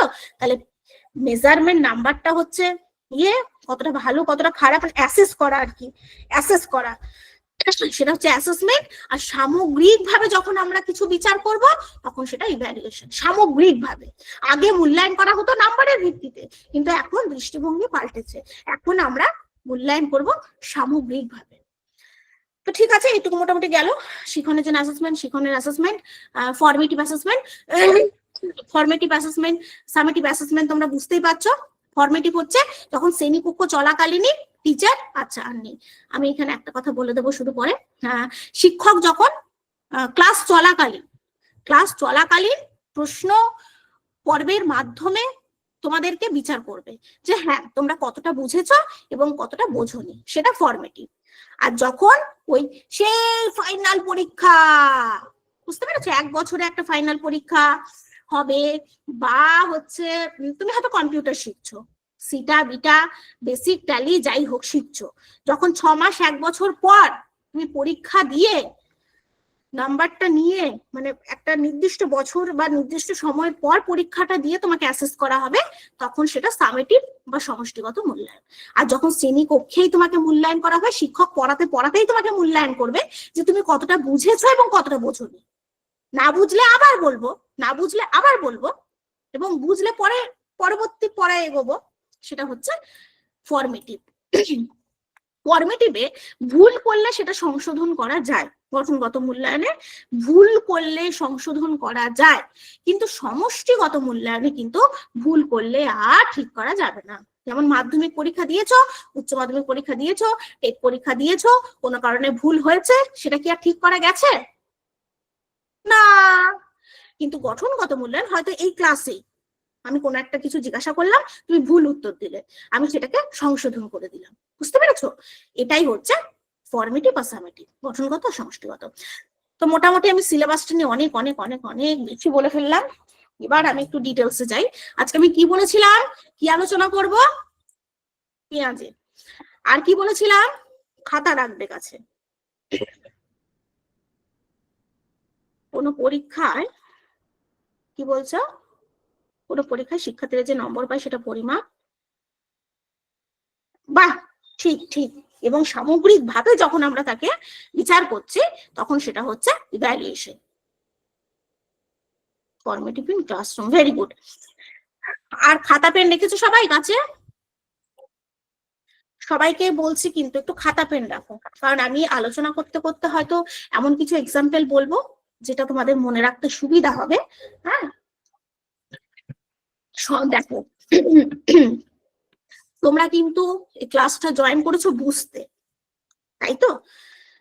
মানে শুধুমাত্র নোটস নিতে নিশ্চয় আজকের ক্লাসে জয়েন করোনি যে ম্যাডাম যা ক্লাস করাচ্ছে করাক, আমাদের অত দেখে লাভ নেই, নোটস তো পেয়ে যাবো, পিডিএফ তো পেয়ে যাবো। পিডিএফ নোটস সে তুমি চাইলেই বই কিনে পড়তে পারবে, কিন্তু যে বোঝা, যেটা কনসেপ্ট নেওয়া, সেটা কি, সেটা করতেই কিন্তু ক্লাসে এসেছো। আবারও রিকোয়েস্ট করবো খাতা পেন নিয়ে রাখো। তো প্রথমে পেঁয়াজের সম্পর্কে একটু বলে নি, যে দুটো কথা কমন, যেখানেই যাও এই কথা পাবেই। পেঁয়াজে প্রজ্ঞামূলক তত্ত্ব, পেঁয়াজে কগনিটিভ ডেভেলপমেন্ট, আর একটা যেটা এই পেঁয়াজে থেকে কিন্তু প্রশ্ন আসেই আসে। কিরকম প্রশ্ন আসে জিজ্ঞেস করো, সেটা আমি শেষে বলবো। আচ্ছা, প্রখ্যাত মনস্তত্ত্ববিদ জিয়া পেঁয়াজে 1896 খ্রিস্টাব্দে সুইজারল্যান্ডে জন্মগ্রহণ করেন। এই জন্য অবশ্য অনেকে এনাকে সুইস মনোবিজ্ঞানীও বলে। তিনি কিন্তু একজন জৈব বিশারদ। আচ্ছা, এবার পেঁয়াজে নিজেকে জেনেরিক এপিস্টেমোলজিস্ট হিসেবে মনে করতেন, কারণ ব্যক্তির বিকাশের সঙ্গে প্রজ্ঞার বিকাশের সম্পর্ক অনুসন্ধানে যারা আগ্রহ প্রকাশ করে। আমি আবারও বলছি, প্রত্যেকটা লাইন শুধু নোটস কেন, তোমরা বইয়েও পাবে। আমি একটু অন্যভাবে বলি, আবারও অন্যভাবে আমি তুলে ধরছি, তোমরা একটু বোঝো। হ্যাঁ, আবারও যদি বলি, 5 বছরের একটা শিক্ষার্থীর সঙ্গে 15 বছরের একটা শিক্ষার্থী, তোমরা জ্ঞানের দিক থেকে, কর্মের দিক থেকে, যুক্তির দিক থেকে কোনো মিল কি পাবে? কোনো মিল পাবে? এবং কেন পাবে না সেটা ভাবতে হবে। আচ্ছা, পেলে তো না বুঝলাম, কিন্তু কেন পেলে না সেটা একটু বলতে পারবে? কারণ কারণ কি? কারণ পেঁয়াজে বলেছে যে প্রত্যেকটা স্তর কি কি রয়েছে, এই যে সেন্সরি মোটর স্টেজ, হ্যাঁ, এই স্টেজের সঙ্গে এই স্টেজ সম্পর্কযুক্ত, কারণ এই স্টেজে কিছু বৈশিষ্ট্য এমন থাকে যেখান থেকে শিক্ষার্থীরা শিক্ষা নিয়ে এই স্টেজে আসে। আবার এই স্টেজে এমন কিছু ক্রিয়াকলাপ থাকে, বৈশিষ্ট্য থাকে, যেখান থেকে এই স্টেজে আসে, কংক্রিট অপারেশনাল স্টেজে। আবার এই কংক্রিট অপারেশনাল স্টেজে এমন কিছু বৈশিষ্ট্য থাকে বা তারা স্টেপ গুলো পার করে, বয়সের সাথে সাথে বৈশিষ্ট্যগুলো পার করে, তারপরে কিনা তারা ফর্মাল স্টেজে আসে। তুমি তো এটা বলতে পারো না যে ম্যাডাম সেন্সরি মোটর স্টেজ, তারপরে কিন্তু কংক্রিট অপারেশনাল স্টেজে আমি চলে এসেছি, আমার প্রি অপারেশনাল স্টেজ হয়নি, আমি প্রাক সক্রিয়তা স্তর ক্রস করে চলে এসেছি, এরকমটা তো হয় না। সেই জন্য বলেছে যে প্রত্যেকটা স্তরের সঙ্গে সম্পর্কযুক্ত এবং আমার বিকাশের সঙ্গে। কি বিকাশ? সেটা তুমি বলতে পারো বিকাশ সামগ্রিক, আবারও বলছি, সেটা দৈহিক বিকাশ, মানসিক বিকাশ, শারীরিক বিকাশ, প্রাত্যবিক বিকাশ, সাংস্কৃতিক বিকাশ, নৈতিক বিকাশ হতে পারে। তো এই বিকাশের সঙ্গে প্রজ্ঞা মানে এক কথায় আমরা জানি জ্ঞান, জ্ঞানের বিকাশের যে সম্পর্ক, তাহলে আমার বিকাশের সঙ্গে, আমার বয়সের সঙ্গে আমার জ্ঞানের যে সম্পর্ক, আমার বিকাশের সঙ্গে আমার জ্ঞানের বিকাশের সম্পর্ক অনুসন্ধানে যারা আগ্রহ প্রকাশ করে তাদেরকে বলা হয় জেনেরিক এপিস্টেমোলজিস্ট। ঠিক আছে, বুঝেছি। এবারে এখানেও কিছু বেসিক কথা, যেটা বিভিন্ন বয়সে শিশুদের ওপর প্রজ্ঞামূলক বিকাশের উপর গবেষণা করে। প্রজ্ঞা মানে জ্ঞান, বিভিন্ন বয়সে 4 বছর, 5 বছর, 6 বছর হলো জ্ঞানের বিকাশ করলো, গবেষণা করলো। তো প্রজ্ঞামূলক বিকাশের 4টি স্তর, প্রতিটি স্তর তার পূর্ববর্তী স্তরের উপর নির্ভরশীল, প্রত্যেকে বুঝতে পারছো, কোনো ডাউট থাকার কথা নেই। স্কিমা, স্কিমা কি? অর্জিত তথ্য সমূহের একক সংগঠন, এবং এই স্কিমা হচ্ছে কিছু অর্জিত তথ্য বা জ্ঞান। আজকে আমার 25 বছর বয়স, আমার 30 বছর বয়স, 30 বছর বয়সে আমি যে জ্ঞান, যে অভিজ্ঞতা লাভ করেছি, 15 বছর বয়সে সে নিশ্চয়ই সেই জ্ঞান, সেই অভিজ্ঞতা লাভ করেনি। আমি যেটা লাভ করেছি বয়সের সাথে। তাহলে যত আমার বয়স বাড়বে তত আমার জ্ঞান সম্প্রসারিত হবে, ডাউট নেই। ডাউট আছে? আমার বয়স যত বাড়বে আমার অভিজ্ঞতা, আমার জ্ঞান তত বাড়বে, এবং এই জ্ঞানের সংগঠন সমূহই হচ্ছে কিন্তু স্কিমা। এর উদ্ভাবক কে? Art Bartlett.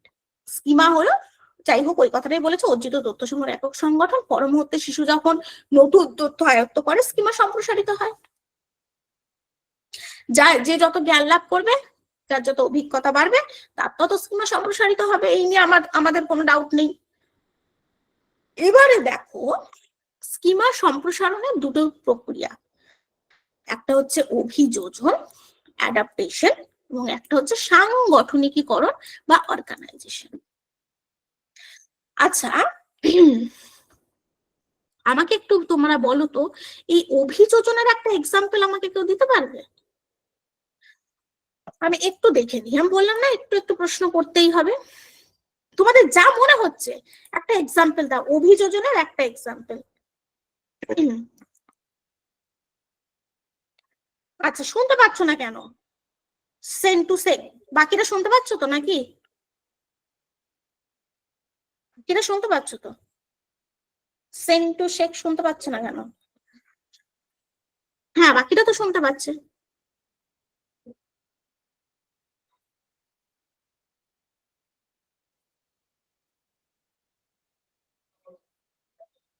বাকিরা তো শুনতে পাচ্ছে। আচ্ছা ঠিক আছে, বলো চট জলদি, অভিযোজনের একটা এক্সাম্পল দাও।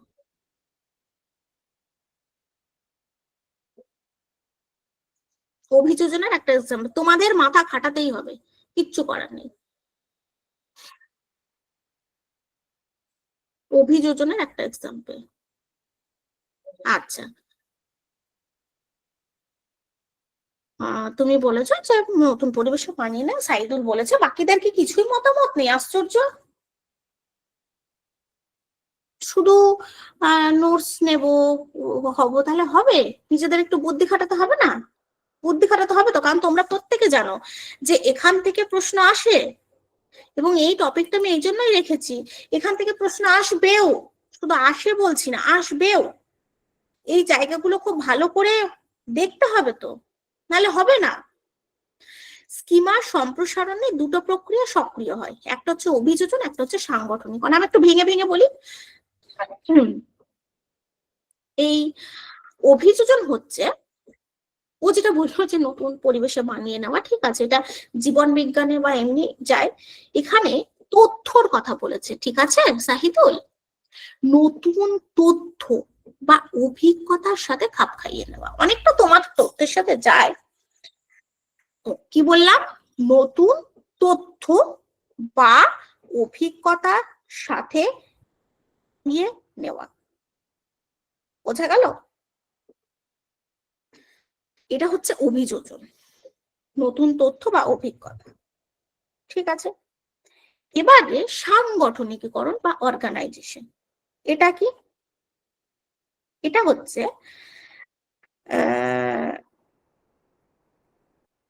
একসাথে কিছু তথ্যর মানে কি বলবো, সাংগঠনিকীকরণ। যেমন একটা জিনিস দেখো, আমি দুটোকে একটু এক্সাম্পল করে বলি। অভিযোজনে ধরো বলা হলো, আচ্ছা স্কিমা কি সবসময় একরকম থাকে? স্কিমা বা জ্ঞান সবসময় একরকম থাকে? নিশ্চয়ই বলবে নয়, একরকম থাকে না, কারণ স্কিমা পরিবর্তন করে স্কিমাটাকে, আচ্ছা অভিযোজনের সঙ্গে স্কিমার সম্পর্ক কি? কারণ স্কিমা প্রতি মুহূর্তে পরিবর্তন হয়, আমাদের যে অর্জিত তথ্য বা জ্ঞান সেটা প্রত্যেকটা মুহূর্তে পরিবর্তন হতে পারে। তো এই স্কিমা প্রতিটা মুহূর্তে পরিবর্তন করে নতুন তথ্যকে যে মানিয়ে নেয়, নতুন তথ্য বা অভিজ্ঞতার সঙ্গে মানিয়ে নেওয়া, অভিযোজন, ঠিক আছে। আর এই যে সাংগঠনিকীকরণ, একসাথে কিছু কর্ম সম্পাদন। ওকে, আমি আবারও একটু পরে বিষয়গুলোতে আসছি। এবারে এই যে অভিযোজনটা দেখলাম, নতুন তথ্য মানিয়ে নেওয়া, এটা আবার দুটো প্রক্রিয়ার সমন্বয়। এটা কি? একটা হচ্ছে আত্তীকরণ, অ্যাসিমিলেশন, এবং একটা হচ্ছে অ্যাকোমোডেশন, ঠিক আছে। ঠিক আছে, এবারে আমরা একটু দেখব যে অ্যাসিমিলেশন কি, সরি হ্যাঁ, অ্যাসিমিলেশন কি। অ্যাসিমিলেশন বা আত্তীকরণ, একটা শিশু, ভালো করে বোঝো, আমি এখান থেকে এইটুকু বলবো, তবে বোঝার আগে আমি একটু নিজের মতন করে একটু বলে নিই। একটা শিশু পেঙ্গুইনকে পাখি মনে করে, কারণ এটা পাখি। একদিন আকাশে একটা পাখি উঠতে দেখে বাড়ির লোক বলেছিল, ওই দেখো পাখিটা আকাশে উঠতে পারে, বা পাখিদের ডানা আছে। তো পাখিদের ডানা আছে সে শুনলো। তারপরে শিশুটি একটা পেঙ্গুইনকে দেখে বলল যে, পেঙ্গুইনকে পাখি মনে করলো, কারণ এটা পাখি। পেঙ্গুইন কিন্তু উঠতে পারছে না, কিন্তু ওর ডানাগুলো দেখে বলল যে এটা পাখি। কিছু কি বুঝতে পারছো? হয়তো পারছো না। এবার আমি এখান থেকে একটু অ্যানাউন্সমেন্ট করি, ভালো করে মন দিয়ে শোনো। তোমরা জানো এখান থেকে কিন্তু খুব কনসেপচুয়াল প্রশ্ন দেয়, একবার নয় আমি 3বার 4বার বলবো, কিন্তু তোমরা মন দিয়ে শোনো, তারপরে আমাকে বলবে যে হ্যাঁ বুঝেছি বা বুঝিনি। আত্তীকরণ হলো কোনো কিছু আত্তি করা, তাহলে এখানে অবশ্যই জ্ঞানের কথাই বলবে, খাবার নিশ্চয়ই হবে না, জ্ঞানটাকে আত্তীকরণ করা, ঠিক আছে। কোন স্কিমা বা প্রজ্ঞামূলক সংগঠনের মধ্যে নতুন তথ্য, চিন্তা ধারণা বা ভাবের সংযোজন। তাহলে স্কিমা মানে জ্ঞান, কিসের জ্ঞান? আমার পূর্বের অর্জিত জ্ঞান, তার সঙ্গে নতুন তথ্য, চিন্তা ধারণা বা ভাবের সংযোজন, যার ফলে স্কিমা পরিবর্তিত বা সম্প্রসারিত হয়। উদাহরণস্বরূপ এখানে বলা হয়েছে, এটা মানে বই রিলেটেড, যে পেঁয়াজের প্রজ্ঞামূলক তথ্য পড়ছে, এই জ্ঞান ইতিমধ্যে অর্জিত জ্ঞানের যে স্কিমা প্রজ্ঞামূলক সংগঠন হয়েছে তার মধ্যে যুক্ত হয়ে স্কিমা সম্প্রসারিত হচ্ছে, আছে। কিন্তু শিশুটির কি জ্ঞান ছিল? যে পাখি ডানা থাকে। ক্লিয়ার করো, কনসেপ্টটা ক্লিয়ার করো, পাখির ডানা থাকে। এবার সেই শিশুটা হঠাৎ করে একটা পেঙ্গুইনকে দেখে বললো এটা পাখি। তো প্রবলেম কি? পাখি তো উঠতে পারছে না, কিন্তু ও এটাই জানে যে ডানা থাকলে পাখি। তখন ওকে বোঝানো হলো যে পেঙ্গুইনও পাখি, তবে পেঙ্গুইন কিন্তু উঠতে পারে না। মানে অ্যাকোমোডেশনটা একটু আমি বলি, এখানে সহযোজন, সহযোজনকে একটু ভাঙো। সহযোজন মানে হচ্ছে সঙ্গে যোজন। সহযোজন কি বললাম? সহযোজন হচ্ছে সঙ্গে যোজন। কার সঙ্গে যোজন? পূর্বের জ্ঞানের সঙ্গে বর্তমানের পরিস্থিতির বা জ্ঞানের সংযোজন, সেটা হচ্ছে সহযোজন। তখন শিশুটিকে বলা হলো বা বোঝানো হলো যে পাখি, সব পাখি উঠতে পারে না, কিছু পাখি শুধু হাঁটে বা সাঁতার কাটে। তাহলে এটা কি ওর জ্ঞানের সঙ্গে যুক্ত হলো না হলো না? সহযোজন, সহযোজন, সঙ্গে যোজন।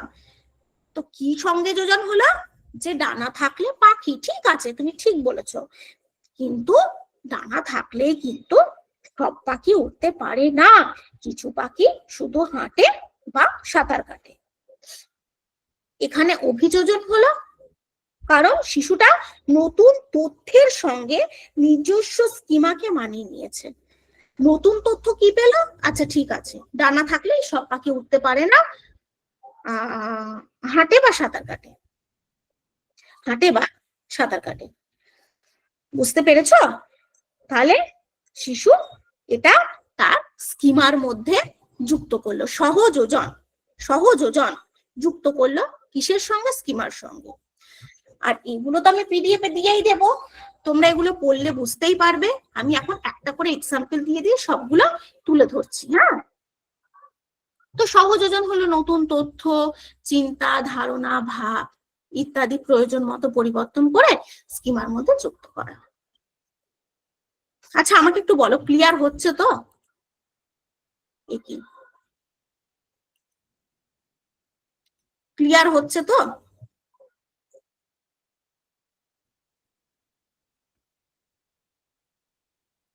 আচ্ছা আচ্ছা, থ্যাংক ইউ, থ্যাংক ইউ।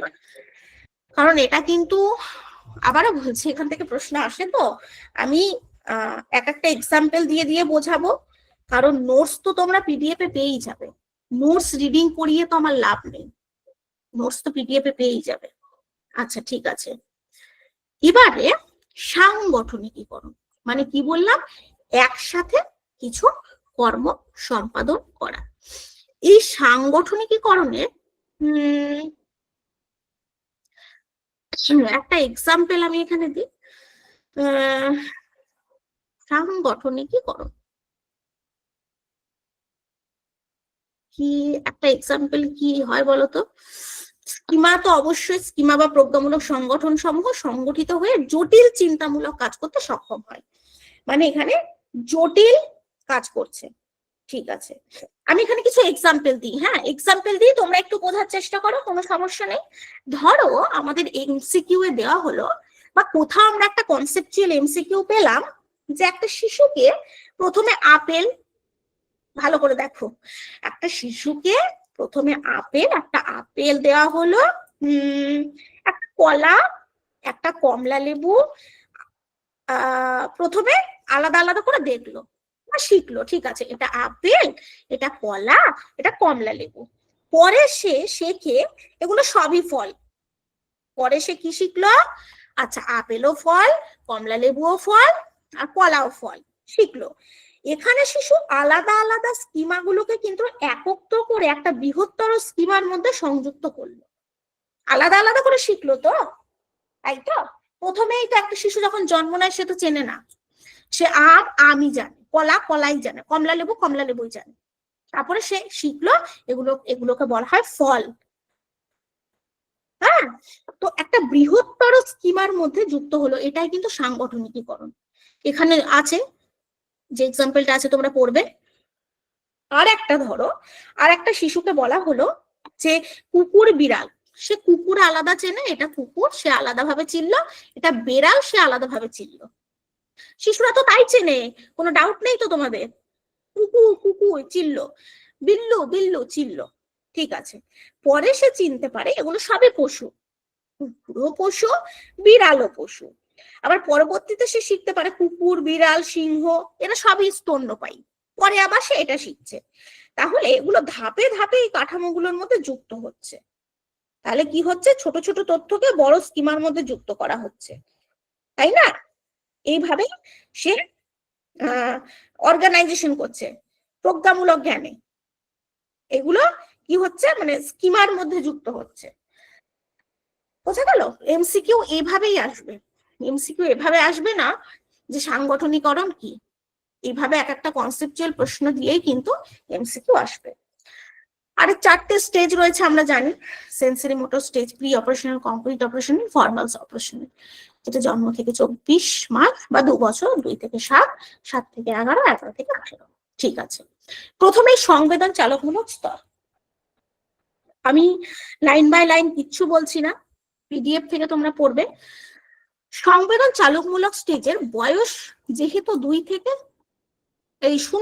24 মাস বা 0 থেকে 2 বছর, কাজেই তোমরা একটা শিশু, চোখের সামনে একটা শিশুকে কম্পেয়ার করো। চোখের সামনে একটা শিশুকে আগে কম্পেয়ার করো, যার নিজের বাচ্চা আছে সে বাচ্চা, প্রতিবেশী থাকলে, বাড়িতে কেউ থাকলে কম্পেয়ার করো। তো এই স্তরে একটা শিশু কি করে, এই স্তরে একটা শিশু কি করে সেটা আগে ভাবো। হাত পা ছড়ে,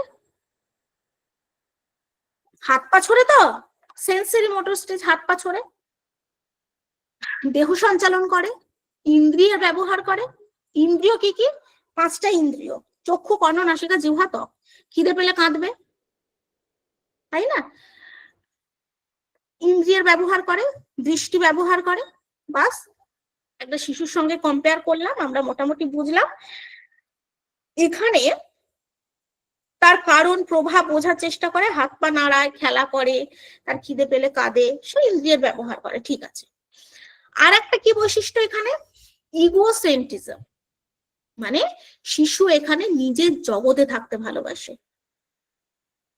শিশু অন্যকে নিয়ে কোনো ইন্টারেস্ট দেখায় না, অন্যকে নিয়ে ভাবারও সময় নেই, মনও নেই।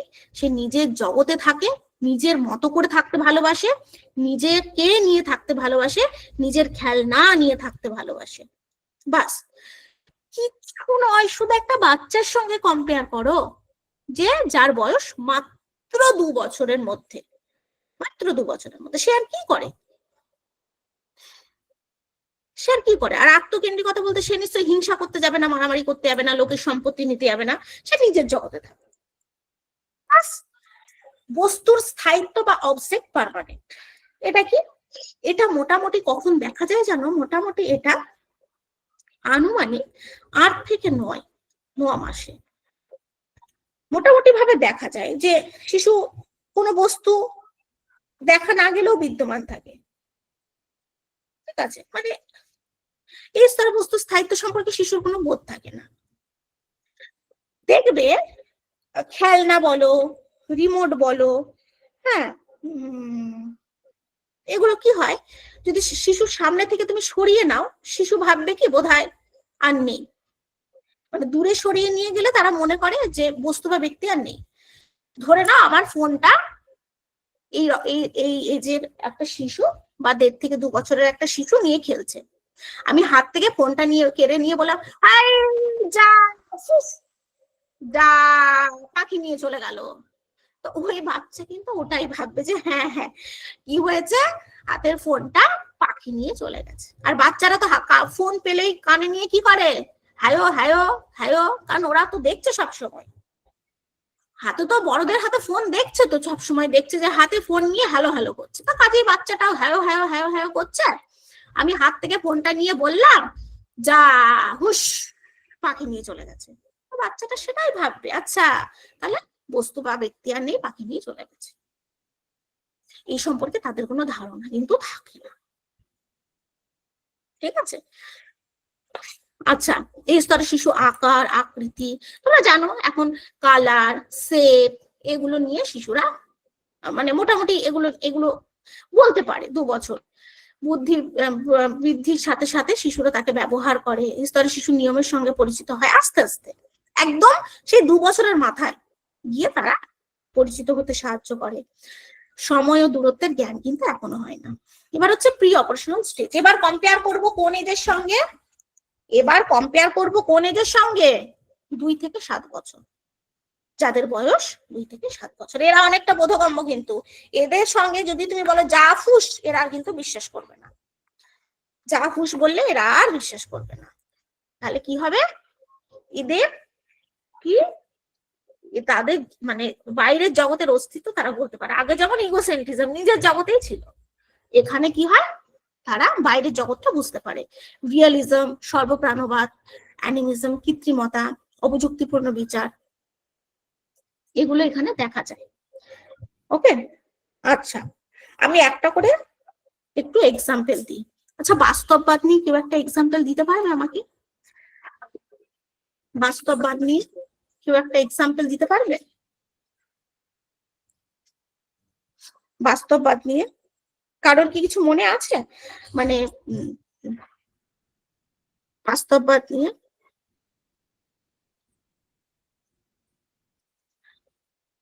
বলো।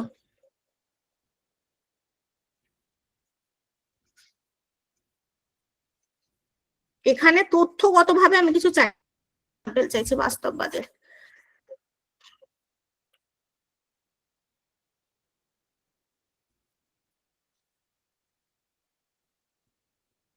বলো। ঠিক আছে, আমি বলছি, তোমরা একটু শোনো। হ্যাঁ, বাস্তববাদ থেকে দেখো, আমরা বারবার বলছি এখান থেকে প্রশ্ন কনসেপচুয়াল আসে, এখান থেকে লাইন তুলে প্রশ্ন আসে না।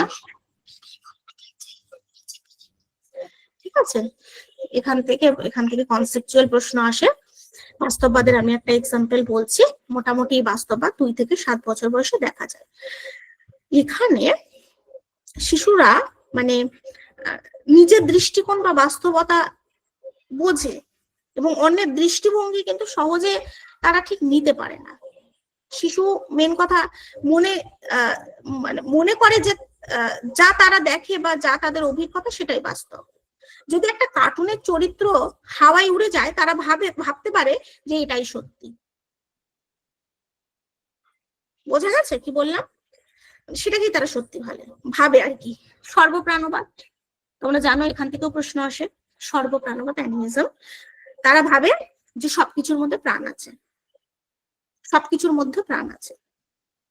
একটা এক্সাম্পল দিই, একটা বাচ্চা একটা পুতুলকে খাওয়ায়, ঘুম পাড়ায়, জামা কাপড় ছাড়ায়। আমরা ছোটবেলা তো আমরাই করতাম, পুতুলকে নিতাম, খাওয়াতাম, মাথা আঁচড়ে দিতাম, পুতুলের বিয়ে দিতাম, শাড়ি পরাতাম, বা ছোটবেলা আমরা ভাবতাম যে পুতুলের মধ্যেও প্রাণ আছে। এই আর কি কৃত্রিমতা। হ্যাঁ, এই সময় তাদের যুক্তিগুলো অনেকটা কৃত্রিমতা দ্বারা পরিপূর্ণ থাকে। আর অপযুক্তিপূর্ণ বিচার, যেখানে একটু যুক্তি অভাব রয়েছে, যুক্তি নেই।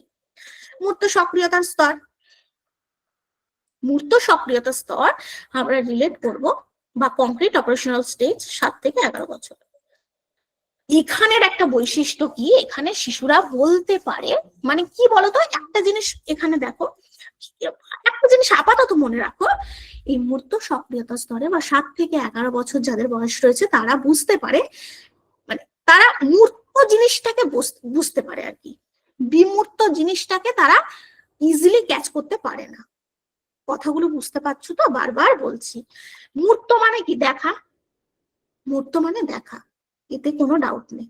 আচ্ছা, তাহলে মূর্ত 7 থেকে 11 বছর, যাদের বয়স 7 থেকে 11 বছর, তারা যেগুলো দেখা যায় সেগুলো খুব ইজিলি ক্যাচ করতে পারে, ইজিলি ক্যাচ করতে পারে। আচ্ছা, যেটা দেখা যায় না বা যেটা কল্পনার প্রয়োজন হয়, যেটা তার একটু যুক্তিবোধের দরকার হয়, সেটা তারা কিন্তু ক্যাচ করতে পারে না। যেমন এক্সাম্পল হিসাবে বলা হয়েছে, ক খ গ 3টি মাপের 3টি কাঠের টুকরো যদি তাদের দেখানো হয়, তারা বলতে পারে ক টুকরো খয়ের থেকে বড়, আবার খ টুকরো গয়ের থেকে বড়। কিন্তু যখন তাদের বলা হয় রাম শ্যামের থেকে বড় শ্যাম, মধুর থেকে বড় যদু, মধুর থেকে বড় কে সব থেকে বড়, তখন কিন্তু আর বলতে পারে না। কেন পারে না? কারণ সেটা তাদের কাছে মূর্ত নয়। তাহলে এইটুকু আমরা বুঝেছি। ঠিক আছে, আর একটা যেটা formal operational stage. Formal operational stage কি? এখান থেকে বলি, ফর্মাল অপারেশনাল স্টেজ হচ্ছে 11 থেকে 18, যেখানে শিক্ষার্থীরা যুক্তিবোধটাকে কাজে লাগাতে পারে। যেহেতু এর এজটা একটু বেশি, 11 থেকে 18, এখানে শিক্ষার্থীরা যুক্তি। এখানে যেমন শুধু দেখবো তবেই বলতে পারবো, আমাকে তুমি দেখাও, আমাকে তুমি দেখাও তবেই আমি বলতে পারবো, নাহলে আমি বলতে পারবো না। কিন্তু যৌক্তিক, যেখানে যুক্তি, দেখো না অপশনের মধ্যেই উত্তর, ফর্মাল অপারেশনাল স্টেজ, এখানে শিক্ষার্থীরা যুক্তির মাধ্যমেই বলতে পারবে, যুক্তির মাধ্যমেই উত্তর দিতে পারবে। আচ্ছা কয়লা কেন কালো, যদি কংক্রিট অপারেশনাল স্টেজের কোনো শিক্ষার্থীকে বলা হয় তারা বলতে পারবে না, বা দিলেও অবযুক্তি দেবে, মানে ঠিকঠাক, মানে ওরা ভাবতে পারবে না, কল্পনাটাই করতে পারবে না। কিন্তু এরা কিন্তু তাও যাই হোক ভুজুম ভাজুম করে, মানে কল্পনা করে বলতে পারবে, যুক্তিটা দিতে পারবে, কয়লা কেন কালো। বুঝতে পেরেছো? এখানে শুধু দেখবে তবেই বলবে, আর ফর্মাল অপারেশনে যুক্তিবোধ কাজ করে, যুক্তিবোধ কাজ করে। আচ্ছা আমি খুব সংক্ষেপে যতটা বললাম ততটা নিয়ে তোমাদের কারো ডাউট আছে, আমাকে একটু কনফার্ম করো। তাহলে আমি কিছু এমসিকিউ তোমাদের সঙ্গে আলোচনা করব, যে মানে কনসেপচুয়াল এমসিকিউ এখান থেকে কেমন আসতে পারে, এমসিকিউ কনসেপচুয়াল এখান থেকে কেমন আসতে পারে। যদি এটুকু নিয়ে কোনো ডাউট থাকে আমাকে অবশ্যই জিজ্ঞেস করো, বলো। দেখো এই জায়গাগুলো তো আবার হ্যাঁ এটা নিয়েও একটা এমসিকিউ আছে, এটা নিয়েও একটা এমসিকিউ আছে, ঠিক আছে পূজন। আমি মানে মানে প্রত্যেকটা অপশনকে মাথায় রেখে, মানে সময়টাকে মেনটেন করে কিছু এমসিকিউ রেখেছি, যাতে তোমাদের বুঝতে সুবিধা হয় যে কতটা ডিপ থটের এমসিকিউ আসতে পারে, কতটা ডিপ থটের এমসিকিউ আসতে পারে। তোমরা জানো এখান থেকে ওই ইচিবিচি এমসিকিউ আসে না, মানে খুব মানে গভীর বিষয় সম্পর্কে জ্ঞান না থাকলে এমসিকিউ ক্লিয়ার করা যাবে না। আচ্ছা কনসেপ্ট ক্লিয়ার হয়েছে অনেকটা ম্যাম, থ্যাংক ইউ। আচ্ছা আজকে তো ফার্স্ট ক্লাস, আমি যতটা পারলাম, এরপরে তো ডিটেলস ক্লাসে আরো কত আলোচনা হবে। চলো আজকে তাহলে আমি কিছু এমসিকিউ তোমাদের সঙ্গে আলোচনা করি, লাস্ট মোমেন্ট হয়ে গেছে, যে কটা রেখেছি সে কটা আলোচনা করব। তোমরা একদম ফুল এনার্জি নিয়ে আর ফুল ঝড়ের গতিতে উত্তর করবে। ফার্স্ট এমসিকিউ, চলো। একজন শিক্ষক ক্লাসে বললেন একই পরিমাণ জল ছোট গ্লাসে ও লম্বা গ্লাসে ঢেলে দেখো, তো দুইটিতে সমান জল। আবারও বলছি প্রত্যেকটা এমসিকিউ কনসেপচুয়াল, কনসেপচুয়াল, ঠিক আছে। দুইটিতে জল সমান, ছাত্ররা বলল লম্বা গ্লাসে জল বেশি আছে। এই শিশুদের কোন স্তরে ধরা হয়? Sensory motor, pre operational stage, concrete operational stage, formal operational stage, দেখি বলো তো।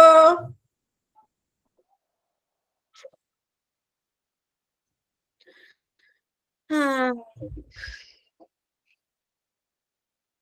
বলো।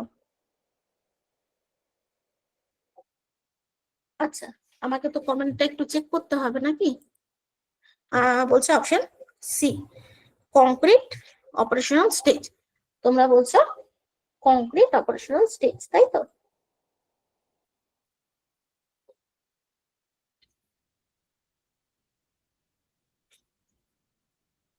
আচ্ছা সবাই বলছো যে অপশন সি, চলো দেখি তাহলে। হ্যাঁ কংক্রিট অপারেশনাল স্টেজ হচ্ছে আমাদের মূর্ত সক্রিয়তার স্তর। আমি তোমাদের বলেছি যে যেটা দেখা যায় সেটা মনে রাখবে, কংক্রিট অপারেশনাল স্টেজ। ওকে এবারে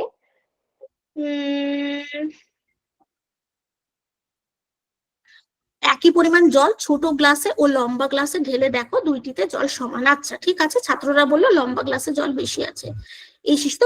আচ্ছা কংক্রিট অপারেশনাল স্টেজ আমরা নিতে পারি, একদম ঠিক আছে, অসুবিধা নেই, অপশন সি আমরা সঠিক উত্তর নিয়ে নিলাম। চলো পরের প্রশ্নটা খুব মন দিয়ে দেখবে আবার। রিনা যখন নতুন খেলনা দেখে তখন সে সেটাকে চেনার চেষ্টা করে, পুরনো খেলনার সঙ্গে তুলনা করে, এই প্রক্রিয়াটি পেঁয়াজের মতে কোনটি? এটা কি অ্যাকোমোডেশন, এটা কি অ্যাসিমিলেশন, এটা কি ইকুইলিব্রেশন, না ইগোসেন্ট্রিজম? এটাকে আমরা কি বলতে পারি?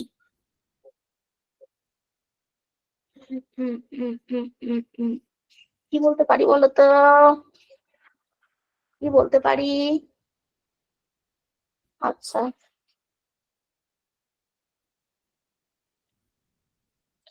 কি বলতে পারি, কমেন্টটা দেখে নি।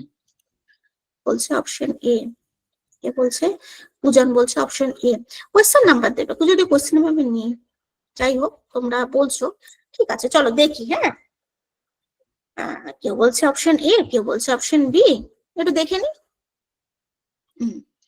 দেখো, তোমাদের আমি প্রথমেই কি বলেছিলাম মনে আছে, একটা কথা বলেছিলাম যে আত্তীকরণ, বলেছিলাম না, আত্তীকরণ বা অ্যাসিমিলেশন, এই কথাটা বলেছিলাম, আত্তীকরণ বা অ্যাসিমিলেশন, আর অভিযোজনটা বলেছিলাম অ্যাকোমোডেশন, তাই না? আমি যদি অ্যাসিমিলেশনটাই নিই, তাহলে তার যুক্তিটা কি হতে পারে? যুক্তিটা হতে পারে, এখানে রিনা, ভালো করে বোঝো, হ্যাঁ, রিনা কি করেছে, তার পুরনো ধারণা কি, এখানে স্কিমা, তোমাদের বলেছিলাম কি, স্কিমা হচ্ছে অর্জিত তথ্যের একক সংগঠন, মানে আমি এতদিনে যা অভিজ্ঞতা লাভ করেছি তার সংগঠন হচ্ছে স্কিমা, বলেছি। আচ্ছা, তো রিনা তার পুরনো স্কিমার সঙ্গে নতুন তথ্য কি না, সে সেটাকে চেনার চেষ্টা করে, পুরনো খেলনার সঙ্গে তুলনা করে। আচ্ছা, পুরনো খেলনার সঙ্গে তুলনা করছে মানে নতুন তথ্য মেলাতে চেষ্টা করছে, নতুন তথ্যটা মেলাতে চেষ্টা করছে। এটা জ্ঞানও হতে পারে, এটা আমি যদি অন্য কোনো নোটস দিয়ে এমসিকিউটা রেডি করতাম তাহলেও সেটা হতো, বুঝছো? তো নতুন মানে পুরনো স্কিমার সঙ্গে নতুন তথ্য মেলাতে চেষ্টা করছে, সেই জন্য আমরা এটাকে অ্যাসিমিলেশন নিলাম। ইগোসেন্ট্রিজম নয়, ইকুইলিব্রিয়াম তো একদমই নয়। অ্যাকোমোডেশনটা কি হচ্ছে, অ্যাকোমোডেশনটা হচ্ছে তোমার অভিযোজন। অভিযোজনটা কি না, মানে অভিযোজন বলতেই তোমার, অভিযোজনের মধ্যেই কিন্তু তোমার রয়েছে যদিও অ্যাসিমিলেশন এবং অ্যাকোমোডেশন। তো যাই হোক, আমরা সঠিক উত্তরটা অপশন বি নিলাম। ওকে, আচ্ছা, এবারে আমরা পরের প্রশ্নটা একটু দেখে নিই। এখানে একটু মন দিয়ে দেখো, আবার একটু মন দিয়ে দেখো, খুব মনোযোগের দরকার, কিন্তু খুব মনোযোগের দরকার। রাহুল এখন মানসিকভাবে এমন অবস্থায় আছে যেখানে সে, যদি আমি বড় হতাম, মানে সে ভাবছে যে আমি যদি বড় হতাম তাহলে আমি গাড়ি চালাতে পারতাম। বাচ্চারা ভাবে না, ইস 6-7 বছরে, আমি যদি বড় হতাম আমি মোটরসাইকেল চালাতাম, মার্সিডিজ চালাতাম, বুলেট চালাতাম। হ্যাঁ, সত্যি বলে, আমার কাছে একটা বাচ্চা এসে বলে আমি বুলেট চালাবো, আমি তোমাকে চাপাবো, মানে একদম ছোট, 5 বছর পড়লো সবে। তো যাই হোক, বাচ্চাদের চিন্তা এমন কাল্পনিক চিন্তা করে, কাল্পনিক নয়, বড় হলে সে নিশ্চয়ই চালাবে। তো এটা কোন স্তরের বৈশিষ্ট্য হিসেবে আমরা নেব? Concrete operational, formal operational, sensory motor, না প্রি অপারেশনাল?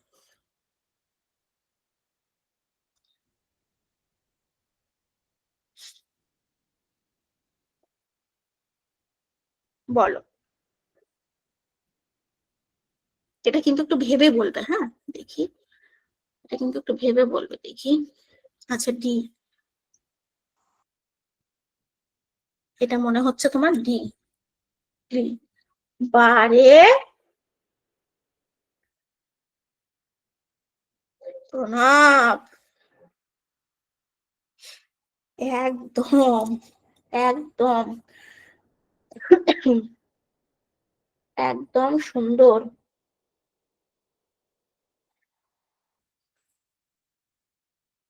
আচ্ছা, এটা সঠিক উত্তরটা আমি একটু ব্যাখ্যা সহ বলি। হুম, এটা সঠিক উত্তর আমরা নিতে পারি যে এমন অবস্থায় আছে যেখানে সে, যদি আমি বড় হতাম তাহলে গাড়ি চালাতে পারতাম।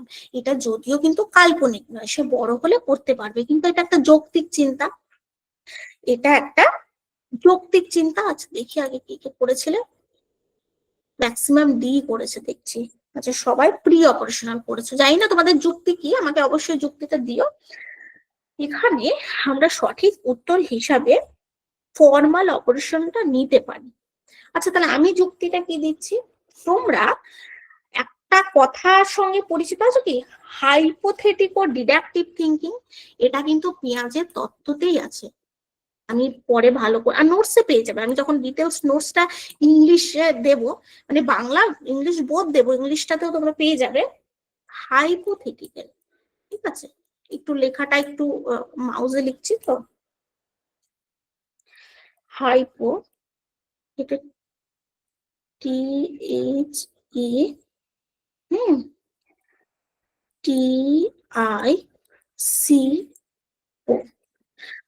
হাইপোথেটিকো ডিডাকটিভ থিঙ্কিং। এটার মানে কি জানো?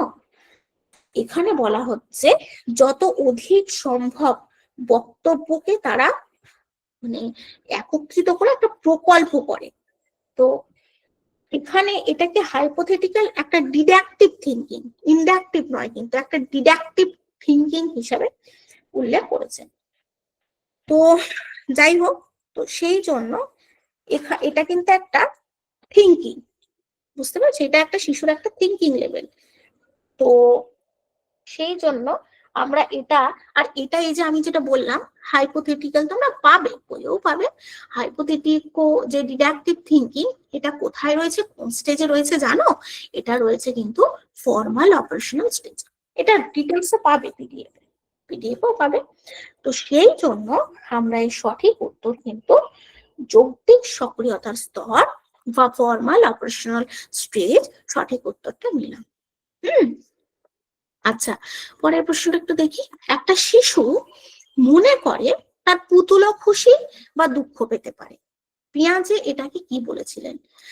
অ্যানিমিজম, ইগোসেন্ট্রিজম, সিম্বলিক না আর্টিফিশিয়াল? এটা এই সঠিক উত্তর যেটা হবে এখান থেকে 2023-এ, নাকি 2023-এও ছিল যে একটা বাচ্চা মেঝেতে পড়ে গেছে। আর বাচ্চারা মেঝেতে পড়ে গেলে আমরা কি করি? একটা বাচ্চা মেঝেতে পড়ে গেছে, তার কি মা কি করছে? মেঝেটাকে ধরে পেটাচ্ছে, হাই হাই তুই আমার মেরেছিস মেরেছিস, হাই হাই। তো 2 থাবড়া দিয়ে দিল মেঝেতে, বাচ্চা চুপ হয়ে গেল। কারণ বাচ্চা ভাবছে আমি যেমন মেঝেতে পড়ে ব্যথা পেয়েছি, মেঝেকেও মেরেছে, মেঝেটাও সেম ব্যথা পেয়েছে। এটা সঠিক উত্তর আশা করি সবাই দিয়ে দিয়েছে, আমি একটু দেখে নিই। ভেরি গুড, সর্বপ্রাণবাদ, অ্যানিমিজম, তাই তো? মানে অজীব জিনিসকেও তারা জীবন্ত ভাবে, অজীব মানে জিনিসকেও তারা জীবন্ত ভাবে। Very good. আচ্ছা, অপশন এ। চলো পরের প্রশ্ন। একটা শিশু রং চেনার খেলায় বারবার ভুল করে, কিন্তু কয়েকবার চেষ্টা করার পর সঠিকভাবে রংগুলো মিলিয়ে ফেলে। এখানে কোন জ্ঞানীয় প্রক্রিয়া কাজ করছে? আচ্ছা, কটা? আচ্ছা, এখানে কোন জ্ঞানীয় প্রক্রিয়া কাজ করছে? অ্যাকোমোডেশন, অ্যাসিমিলেশন, সেম অপশন গুলো এসছে, ইকুইলিব্রেশন না ইগোসেন্ট্রিজম? বলো।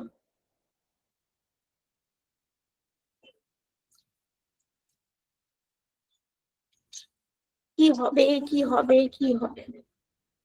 ভেবে উত্তর দেবে কিন্তু, একদমই ছেলে খেলা নয়, একদমই ছেলে খেলা নয়, ভেবে উত্তর দেবে,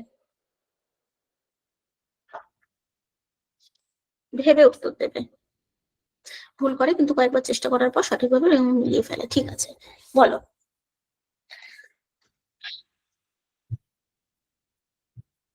আমি একবার চেক করে নিই, দাঁড়াও ঝট করে। আর একটা প্রশ্নই করবো আমরা, অপশন সি, অ্যাকোমোডেশন। বাহ বাহ, সাবাস, অ্যাকোমোডেশন মানে সহযোজন, সহযোজন মানে সঙ্গে যোজন, বললাম না? অ্যাকোমোডেশন সহযোজন, সঙ্গে যোজন। তাহলে এখানে কি, কথাটা শোনো কি বলছি, যারা পারোনি তারা ভালো করে শোনো, যাদের ডাউট রয়েছে। এখানে হচ্ছে পুরনো ধারণা, মানে অ্যাকোমোডেশন বা সহযোজন কি, পুরনো ধারণা পরিবর্তন করে নতুন অভিজ্ঞতার সঙ্গে মানিয়ে নেওয়া।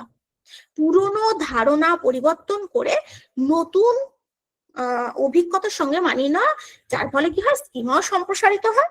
তো যাই হোক, সে পুরনো ধারণাকে আলাদা করে নতুন ভাবে চেষ্টা করতে করতে সে রঙগুলো মিলিয়ে ফেলল, অ্যাকোমোডেশন। আর শেষ আমরা এটা আলোচনা করব, তারপরে আরেকবার জিজ্ঞেস করব তোমাদের কারোর কোথাও কোনো ডাউট আছে কিনা, তারপরে আমি ক্লাস শেষ করব। রবি ক্লাসে সবকিছু নিজের দৃষ্টিকোণ থেকে ব্যাখ্যা করে, অন্যের মতামত বিচার করে না। এটা কোন বৈশিষ্ট্যের উদাহরণ? এটা সব থেকে সোজা, আজকে যতগুলো এমসিকিউ রেখেছি সব থেকে সোজা। বলো, কনজারভেশন, সিম্বলিক ফাংশন, অ্যানিমিজম, ইগোসেন্ট্রিজম? এটা তো ঝড়ের গতিতে উত্তর দাও, ঝড়ের গতিতে, একদম ঝড়ের গতিতে। হ্যাঁ হ্যাঁ হ্যাঁ, আচ্ছা আচ্ছা বুঝতে পেরেছি। নাজিমুল বলছে অপশন গুলো বাংলা ইংলিশ সব হবে, আজকে তো প্রথম ক্লাস, দাঁড়াও একটু অপেক্ষা করো, একটু সময় দাও।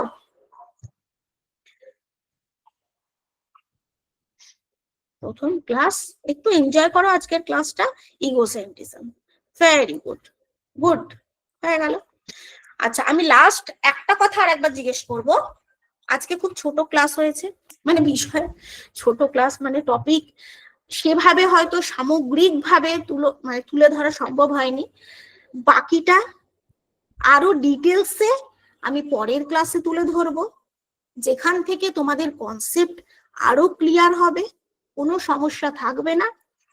আবারও বলছি, আমি সিডিপির প্রত্যেকটা টপিক, প্রত্যেকটা এমসিকিউ, প্রত্যেকটা থিওরিক্যাল পার্ট এমন ভাবে উপস্থাপন করা হবে, মানে আমি চেষ্টা করব যাতে তোমাদের কোথাও না ডাউট থাকে, এবং প্রত্যেক এক একটা টপিক শেষ করার পরে তোমরা বলবে খুব ভালো করে আমরা ক্লিয়ার করেছি কনসেপ্ট।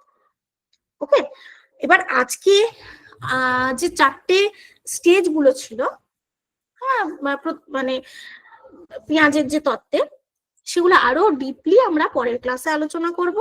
আজকে এইটুকুই, এবং যতটুকু আলোচনা করতে পেরেছি ততটুকু থেকে কি তোমাদের কারোর কোনো প্রশ্ন আছে, একটু আমাকে কমেন্ট করে জানাও।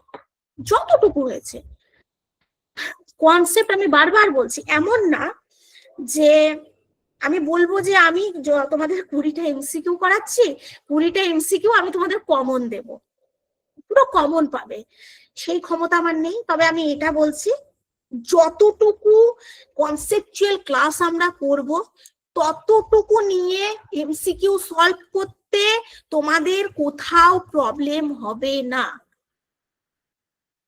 কারণ এক একটা টপিকের সঙ্গে, এক একটা পয়েন্টের সঙ্গে একটা করে এক্সাম্পল সহ আমি আলোচনা করি বা করব।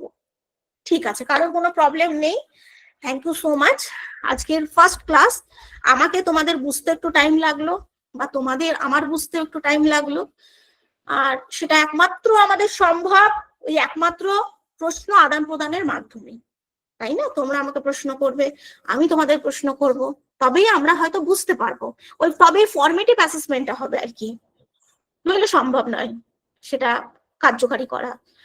তো ঠিক আছে, সবাই ভালো থাকো, দেখা হবে পরের ক্লাসে। থ্যাংক ইউ, দেখা হবে পরের ক্লাসে। স্যার আপনি আছেন? হ্যাঁ ম্যাডাম, থ্যাংক ইউ ম্যাডাম, ঠিক আছে sir, thank you so much. আমি একটু তোমাদের গ্রুপটা ওপেন করে দিচ্ছি, একটু যদি একটা দুটো সেন্টেন্সে তোমাদের একটু ফিডব্যাক শেয়ার করো, জাস্ট একটা দুটো সেন্টেন্সে গ্রুপটা ওপেন করে দিচ্ছি।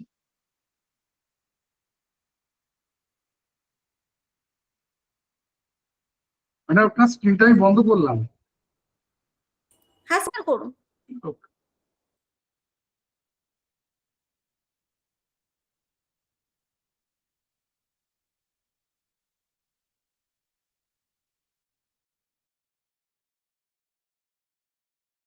আমি এখান থেকে শেয়ার করে দিচ্ছি যাতে করে সময় নষ্ট না হয়। আমি জানিয়ে দেবো আজকে ক্লাসে যে কিভাবে তোমরা কি এগুলো পাবে। একটু আমি গ্রুপটা ওপেন করে দিচ্ছি, একটু যদি একটা দুটো সেন্টেন্সে তোমাদের একটু ফিডব্যাক শেয়ার করো, একটা দুটো সেন্টেন্সে যদি একটু ফিডব্যাক শেয়ার করো। দেখো গ্রুপটা ওপেন আছে, যদি একটা দুটো সেন্টেন্সে তোমাদের একটু ফিডব্যাক করো।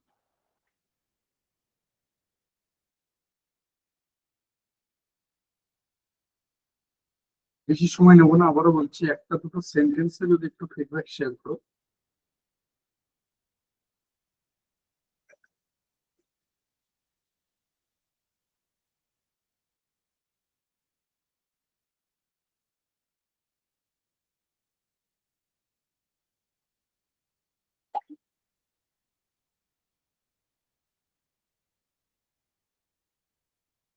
গ্রুপটা ওপেন আছে, যদি একটা দুটো সেন্টেন্স একটু তোমাদের ফিডব্যাক শেয়ার করো।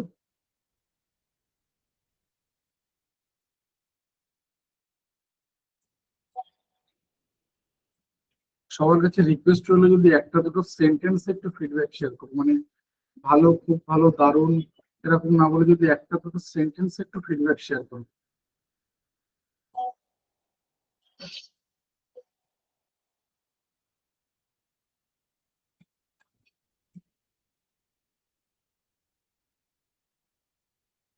রিকোয়েস্ট রইলো যে একটা দুটো সেন্টেন্সে যদি সম্ভব হয় একটু ফিডব্যাক শেয়ার করো।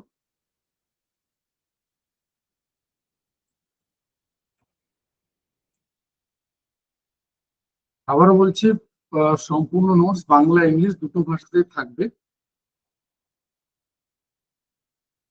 এবং শুধুমাত্র সিডিপি না, সব সাবজেক্টের ক্ষেত্রে বাংলা ইংলিশ দুটো ভাষাতেই থাকবে, দুটো ভাষাতেই থাকবে।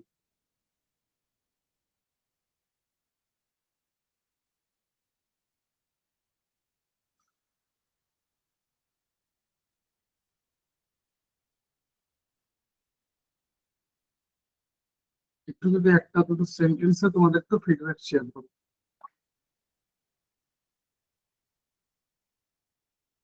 1 মিনিট হয়ে গেছে অলরেডি, আর 1 মিনিটের মধ্যে আমি গ্রুপটা বন্ধ করে দেবো।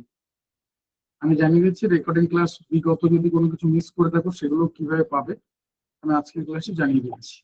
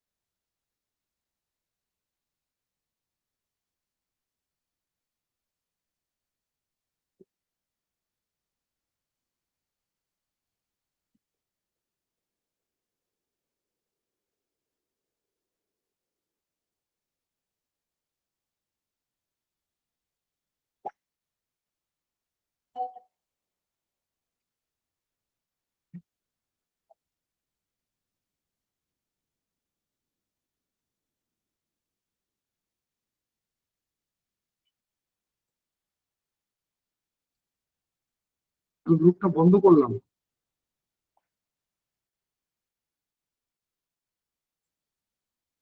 চলো গ্রুপটা শেয়ার করে দিই, দেন বাকি জায়গাগুলোতে আমি ক্লিয়ার করে দিচ্ছি। যেটা বলার যে শুধুমাত্র টাইপ করে পাঠাবে, কোনো রকম স্ক্রিনশট বা ছবি তুলে পাঠাবে না, এটা রিপিটেডলি প্রতিদিন বলা হয়, বা কোনো রকম ইমেজ পাঠাবে না। আমি একটু জানিয়ে দিই যে তোমার আগামীকালকের ক্লাসটা মানে কিভাবে রেকর্ডিং ক্লাস বা পিডিএফ নোটস গুলো পাবে আমি সেটা একটু জানিয়ে দিচ্ছি। 1 মিনিট আমাকে টাইম দাও, আমি সময় নষ্ট করবো না তোমার থেকে। বুকটা বন্ধ করলাম।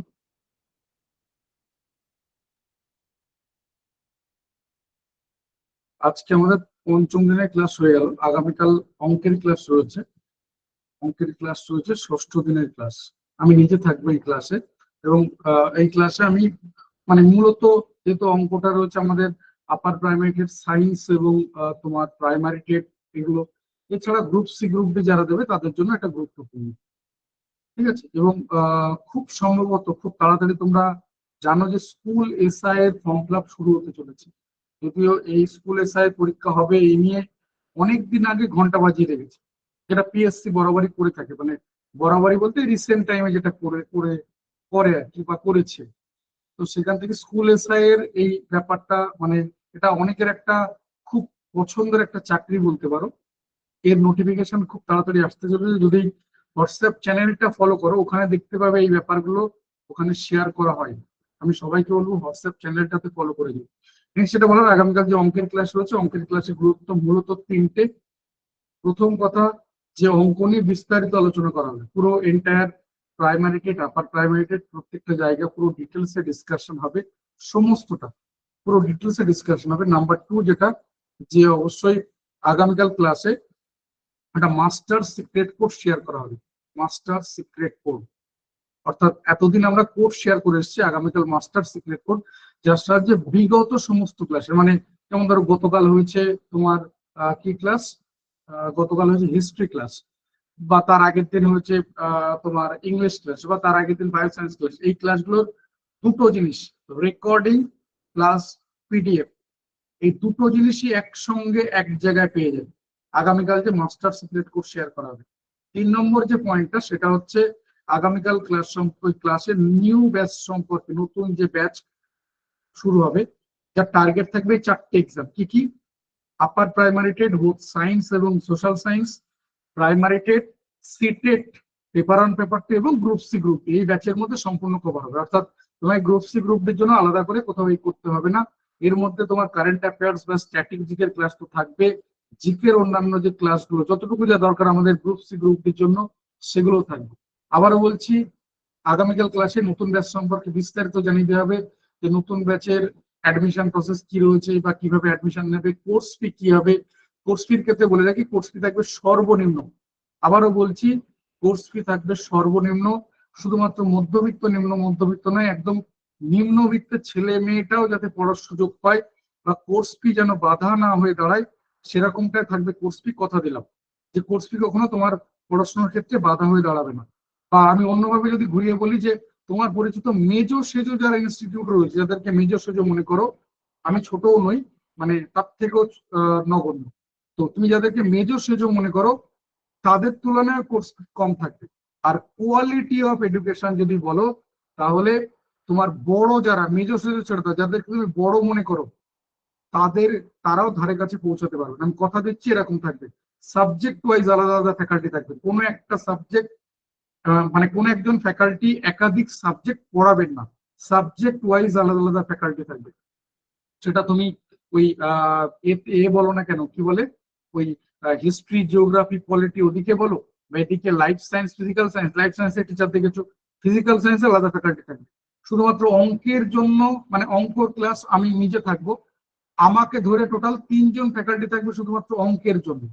এছাড়া আলাদা করে তোমার ওদিকে যা যা রয়েছে, বাংলা তোমরা ফ্যাকাল্টি দেখোনি, এদিকে ইংলিশ বা সিডিপি হয়ে গেছে, বাংলা আলাদা ফ্যাকাল্টি থাকবে, এনভায়রনমেন্ট প্রাইমারি টেটে যেটা আলাদা ফ্যাকাল্টি থাকবে।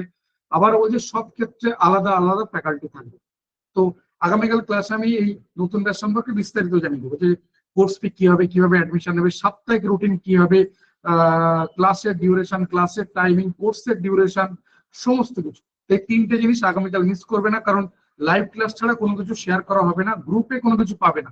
নাম্বার 1, অঙ্ক নিয়ে বিস্তারিত আলোচনা করা হবে। নাম্বার 2, মাস্টার সিক্রেট কোড, যার সাহায্যে বিগত সমস্ত ক্লাসের রেকর্ডিং এবং পিডিএফ নোটস একসঙ্গে পেয়ে যাবে। নাম্বার 3, নতুন ব্যাচ সম্পর্কে বিস্তারিত জানিয়ে হবে, যে নতুন ব্যাচের অ্যাডমিশন প্রসেস কি হবে, কিভাবে অ্যাডমিশন নেবে, কোর্স ফি কি হবে, সাপ্তাহিক রুটিন, কোন কোন স্যার ম্যাডাম ক্লাস নেবেন, কিভাবে ক্লাসগুলো হবে, সবকিছু, টাইমিং, ডিউরেশন, সবকিছু। মানে এই 8টা থেকে যেমন কোনো ক্লাস হবে না। এবং আমাদের কোর্সের মধ্যে কিন্তু নাম্বার অফ ক্লাস বেশি থাকবে, নাম্বার অফ ক্লাস বেশি থাকবে। আমি কম ক্লাসে সিলেবাস শেষ করা পছন্দ করি না, বা আমার দ্বারা সম্ভব না। শুধুমাত্র হোয়াটসঅ্যাপ করবে, মোবাইল নাম্বার নিচে যেটা দেওয়া রয়েছে সেই নাম্বারে হোয়াটসঅ্যাপ করবে। আর আগামীকাল কিন্তু মাস্টার সিক্রেট কোড থাকবে, একটু ডিফারেন্ট টাইপের। কোডটা হচ্ছে এটা, মাই ইয়ার 2026, মাই ইয়ার 2026, এটা হচ্ছে সিক্রেট কোড। নাম্বারটা সেম রয়েছে, 6291515880, 6291515880। কোড হচ্ছে মাই ইয়ার 2026, এইটুকু শুধুমাত্র টাইপ করে পাঠাবে 6291515880। আবারও বলছি, মানে 5 দিন ক্লাস হয়ে গেল, তারপরেও হয়তো 4টে সময় যাচ্ছে রেকর্ডিং ক্লাস, তারপরেও হয়তো তোমরা তার আগে মেসেজ করছো, স্যার এখনো পেলাম না।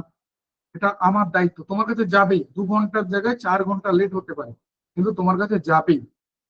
নিয়ে তোমাকে বিন্দু মাত্র মনে করানোর, আমি এটার জন্য দায়বদ্ধ। কোডটা আবারও বললাম, মাই ইয়ার 2026, আর নাম্বারটা 6291515880, 6291515880। আপার প্রাইমারি এবং স্কুল এসআই খুব তাড়াতাড়ি আসতে চলেছে। স্কুল এসআই এর কিছু জায়গা এর মধ্যে কমন পেয়ে যাবে, এক্সট্রা বোধহয় টিচিং অ্যাপটিটিউডের একটা পার্ট থাকছে, মানে কিছু জায়গা সেগুলো আসছে, বাকি জায়গাগুলো কিন্তু এর মধ্যেই কভার হয়ে যাবে। অর্থাৎ ওখানেও কিন্তু পেডাগজির একটা বড় অংশ কিন্তু ওখানে রয়েছে। যাক, এগুলো নিয়ে পরে ডিসকাস করা যাবে, বা যিনি এই সাবজেক্টের ফ্যাকাল্টি রয়েছেন এক্সপার্ট, তিনি আরো ভালো বলতে পারবেন। আমি এগুলোতে যাচ্ছি না। আমাদের যেমন আলাদা করে স্পেশাল এডুকেটরের ব্যাচ রয়েছে, অলরেডি স্পেশাল এডুকেটরের ক্লাস শুরু হয়ে গেছে। ইএমআরএস অলরেডি কিন্তু ব্যাচ শুরু হয়েছে, নতুন ব্যাচ আসছে, এরকম মানে এই সংক্রান্ত সবকিছুতে আলাদা আলাদা ব্যাচ রয়েছে, যেহেতু সাবজেক্ট কম্বিনেশন বা এদের এন্টায়ার যে প্রসেস সিস্টেম ইনফ্রাস্ট্রাকচার পুরোটাই ডিফারেন্ট। যাই হোক, আশা করি কোড সবাই পেয়ে গেছো, মাই ইয়ার 2026, আর নাম্বারটা সেম 6291515880। আগামীকাল এই নাম্বারটা পাল্টে যাবে, কোডটার মধ্যে কিছু পরিবর্তন আসবে। ঠিক সেটা বলো যে কত নম্বর গ্রাফে দাঁড়িয়ে রয়েছো, এই কোশ্চেনটা একমাত্র তারাই রিলেট করতে যারা বিগত দিনগুলোতে ক্লাস করেছে, যারা বিগত দিনগুলোতে ক্লাস করেছে একমাত্র তারাই রিলেট করতে পারবে। আর যেটা বলার যে আগামীকাল লাইভ ক্লাস মিস করো না, মানে 8টা থেকে ক্লাস শুরু হবে, আমি নিজে থাকবো। আগামীকাল 8টা থেকে মোটামুটি 9টা 15 পর্যন্ত অঙ্কে ক্লাস চলবে, 8টা থেকে 9টা 15 অঙ্কের ক্লাস চলবে। 9টা 15-র পর আমি নতুন ব্যাচ সম্পর্কে বিস্তারিত জানিয়ে দেবো, এবং একদম শেষে মাস্টার সিক্রেট কোড, মানে যেটাতে যে ডিউরেশন যেটা যা রয়েছে, মানে বা বলতে পারো যে তোমার এটা মানে তোমাদের যে 1.5 ঘন্টা টাইম শিডিউল, সেই টাইম শিডিউলের মধ্যে সবকিছু কমপ্লিট হয়ে যাবে। আমি আগামীকাল এই নিয়ে বিস্তারিত তোমাদের সাথে কথা বলবো। আবারও বলছি যে এই একটা ওয়ার্ড, যে ডেডিকেশন, রেসপন্সিবিলিটি, এই ব্যাপারগুলো তোমাদের এই ব্যাচের মধ্যে পাবে। অন্য কোনো কোর্স সম্পর্কে হলে আমাকে জানিয়ে ফোন করে নিও, বা ইএমআরএস এ যদি গ্রুপে থাকো গ্রুপটা ফলো করো, গ্রুপে সবকিছু পেয়ে যাবে। সেটা ইএমআরএস বলো, স্পেশাল এডুকেটর বলো, বা অন্যান্য যা কিছু বলো না কেন। ইএমআরএস হচ্ছে সেন্ট্রাল গভর্নমেন্টের একটা ডিফারেন্ট প্রজেক্ট, ওটাকে বলা হয় একলব্য মডেল রেসিডেন্সিয়াল স্কুল। ইতিহাস ক্লাসের পিডিএফ আমি দিয়ে দেবো বাবা, আমি তো আজকে বললাম, আমি তো নাম ধরে ধরে বললাম যে গতকাল হিস্ট্রি ক্লাসের পাওনি, বা তার আগের দিন ইংলিশ ক্লাসের পাওনি, বা কোনো দুটো পাওনি, আগামীকাল যে মাস্টার সিক্রেট কোর্স শেয়ার করা হবে তার সাহায্যে এগুলো পেয়ে যাবে, এবং লিখে দিলাম রেকর্ডিং প্লাস পিডিএফ নোটস। আর এটা নিয়ে কোশ্চেন করার দরকার আছে? নেই তো। তাহলে আর বলছি তো যে 2 ঘন্টা লেট হতে পারে, 4 ঘন্টা লেট হতে পারে, কিন্তু তোমার কাছে যাবেই, যেহেতু এই পুরো সিস্টেমটা আমাকে একা হাতে করতে হয়, সেক্ষেত্রে হয়তো বা এরকমটা হতে পারে। ঠিক আছে, এবার এই জায়গাটা পুরোপুরি ইরেগুলার, কারণ এই যে ছদিনের ক্লাস, কিন্তু যখন আমাদের রেগুলার ক্লাসে থাকবে সেক্ষেত্রে একটা রেগুলার রুটিন, রেগুলার এর মধ্যে থাকে, সেগুলো কিন্তু অন টাইমেই সবকিছু তোমাদের কাছে পৌঁছে যাবে। আর নেক্সট যেটা বলার যে আগামীকাল লাইভ ক্লাস মিস করো না। টাইম টেবিল দুটো মূলত স্লটে ক্লাস হয়, আমি এগুলো আজ যদিও মুখে বলছি, আগামীকাল আমি তোমাদের সাথে রিটেন আকারে একদম লিখিত আকারে শেয়ার করে দেবো যে দুটো স্লটে মূলত ক্লাস হবে। সন্ধ্যে 7টা, রাত 9টা, 1.5 ঘন্টা করে ক্লাসের ডিউরেশন থাকবে। 7টা থেকে হলে 7টা থেকে 8:30, আর 9টা থেকে হলে 9টা থেকে 10:30। এই দুটো স্লটেই মূলত ক্লাস থাকে, এই দুটো স্লটে মূলত ক্লাস হয়। যা কিছু ক্লাস এরকম ইভিনিং টাইমে থাকে, এবং মানে এই যে যে এগুলো চলছে এর মধ্যে দেখো তোমরা মাইক্রোফোন আনমিউট করতে পারো না, মানে মিউট করা রয়েছে, তোমরা আনমিউট করতে পারো না। এর পরবর্তীতে মানে আগামীকাল ক্লাস পর্যন্ত মিউট থাকবে, কিন্তু এর পরবর্তীতে 2 ওয়ে কমিউনিকেশনের সুযোগ থাকবে। অর্থাৎ বলতে গেলে তুমি লাইভ ক্লাসের মধ্যে সরাসরি কোশ্চেন করতে পারবে, এরকম আর কমেন্ট বক্সে লেখার কোনো দরকার নেই, যে লেখার জন্য তুমি একটা কোনো কোশ্চেন জিজ্ঞাসা করতে পারছো না, এই সমস্যা হবে না। তুমি সরাসরি লাইভ ক্লাসের মধ্যে যে কোনো ক্লাসে, এবং কোনো লিমিটেশন থাকবে না যে তুমি 5টা কোশ্চেন করবে তার বেশি না, এরকম না। তোমার যে কোনো প্রবলেম লাইভ ক্লাসের মধ্যে তুমি সলভ করতে পারবে, ক্লাস বেশি লাগলে আমি আছি। এটা গেল নাম্বার 1। নাম্বার 2, মানে নতুন যে ব্যাচ হবে সেখানকার কথা বলছি, এবং নতুন ব্যাচে তোমার এই এটা থাকবে না, যেটা সিক্রেট কোড বলে যে কথাটা বলতে যাচ্ছি, এই সিক্রেট কোড বলে কোনো কিছু থাকবে না। ঠিক আছে, আবারও বলছি, সমস্ত ক্লাসের পিডিএফ নোটস বাংলা ইংলিশ দুটো ভাষাতে থাকবে, এক্সেপ্ট বাংলার পিডিএফ বাংলায় হয় শুধু, তার আর ইংলিশ হয় না, আর ইংলিশটা ইংলিশই হয়, তার আর বাংলা পাবে না। এ বাদ দিয়ে মানে ল্যাঙ্গুয়েজ সাবজেক্ট বাদ দিয়ে বাকি সব সাবজেক্টের ক্ষেত্রে বাংলা ইংলিশ দুটো ভাষাতেই পিডিএফ নোটস পাবে। গ্রুপে, তুমি যে গ্রুপে আছো, গ্রুপে যে অ্যাডমিন রয়েছে না, দুটো অ্যাডমিনের পাশে দেখো ব্লু টিক চিহ্ন রয়েছে। আর কি করে বলবো, এইগুলো তো কতবার করে বলেছি। তুমি যে গ্রুপে আছো, গ্রুপে দেখো যে 2জন অ্যাডমিন রয়েছে, অনেকগুলো অ্যাডমিন আছে, 4-5 জন অ্যাডমিন আছে, কোথাও বা তার বেশি। দুটো অ্যাডমিনের পাশে দেখো ব্লু টিক চিহ্ন রয়েছে, দেখা যাচ্ছে তো? আমি দেখিনি যে ঠিকঠাক হোয়াটসঅ্যাপ শো করছো তো? দুটো অ্যাডমিনের পাশে দেখো ব্লু টিক চিহ্ন রয়েছে, ওই ব্লু টিক চিহ্ন যে দুটো অ্যাডমিন রয়েছে ওই নাম্বারে ফোন করো না, তো দেখাচ্ছে, হ্যাঁ দুটো নাম্বারের পাশে ব্লু টিক চিহ্ন রয়েছে, ওই দুটো নাম্বারের মধ্যে যে কোনো একটা নাম্বারে ফোন করো না, চিনতে সুবিধা হবে তোমাদের, তার জন্য বললাম ব্লু টিক চিহ্ন রয়েছে। ঠিক আছে, ওটাই হোয়াটসঅ্যাপ নাম্বার, ওটাই ফোন নাম্বার, ওটাই সবকিছু। ঠিক আছে, চলো তাহলে আমি এই পর্যন্ত রাখছি। আর যে কথাগুলো বলার একটু প্লিজ সিরিয়াসলি থেকো। আবারও বলছি যে আমি মানে আমার তোমাদের সাথে পরিচয় হচ্ছে শুধুমাত্র অঙ্কের ক্লাসে, এছাড়া আমি অন্য কোনো সাবজেক্ট জানিও না, পড়াতেও পারি না, অন্য কোনো সাবজেক্ট আমার সেইভাবে নেই। তো হিসাব মতো মানে অ্যাকচুয়ালি আমি পড়াই ম্যাথ আর রিজনিং, তো তোমাদের সাথে রিজনিং এর কোনো কিছু নেই, তো সেই হিসাবে শুধু বলছি ম্যাথ, তো এই ওই সাবজেক্ট আমি পড়াই।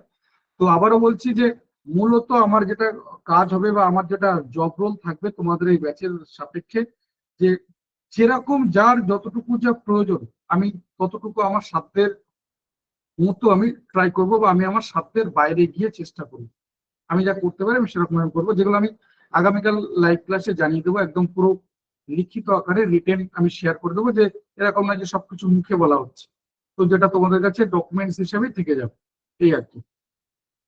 সাবজেক্ট টিচার বলতে ঠিক আছে, চলো তাহলে আমি এই পর্যন্ত রাখছি, আগামীকাল লাইভ ক্লাস কেউ মিস করো না। আবারও বলছি গ্রুপে কোনো কিছু শেয়ার করা হবে না, বোধহয় এটার প্রমাণ করার দরকার নেই যে গ্রুপে কোনো কিছু শেয়ার করা হবে না, যা কিছু এই লাইভ ক্লাসের মধ্যে সীমাবদ্ধ থাকবে। লাইভ ক্লাস মানে আর গ্রুপ ছেড়ে বেরিয়ে গেলে তোমার সাথে কোনো কমিউনিকেশন থাকবে না। আমি সবাইকে বলবো যে হোয়াটসঅ্যাপ চ্যানেলটা ফলো করো। সাবজেক্ট টিচার ম্যাথ টিচার তো বললাম, তো ম্যাথের জন্য আমাদের আপার প্রাইমারি যেটা আমি তো বললাম যে আমাকে ধরে টোটাল 3জন ফ্যাকাল্টি থাকবে, আমাকে ধরে টোটাল 3জন ফ্যাকাল্টি থাকবে। আর এসএলএসটি ম্যাথ মানে আমাদের এই যে এসএলএসটি হলো সেখানেও এই সাবজেক্ট গুলো ছিল, ম্যাথ, তারপরে বাংলা, ইংলিশ, এডুকেশন, সংস্কৃত, হিস্ট্রি, তোমার জিওগ্রাফি আর ফিলোসফি, এই সাবজেক্টগুলো ক্লাস হয়েছে তো। ঠিক আছে, চলো আমি এই পর্যন্ত রাখলাম। থ্যাংক ইউ সবাইকে। আগামীকাল ঠিক রাত 8টায় ইয়ে জয়েন করে যাও, কেউ মিস করো না। হোয়াটসঅ্যাপ চ্যানেলটা ফলো করো, আমি হোয়াটসঅ্যাপ চ্যানেলের লিঙ্ক আরো একবার শেয়ার করে দিচ্ছি, ওখান থেকে সমস্ত রকমের ইনফরমেশন পেয়ে যাবে। হোয়াটসঅ্যাপ চ্যানেলটা ফলো করো। থ্যাংক ইউ সবাইকে, গুড নাইট।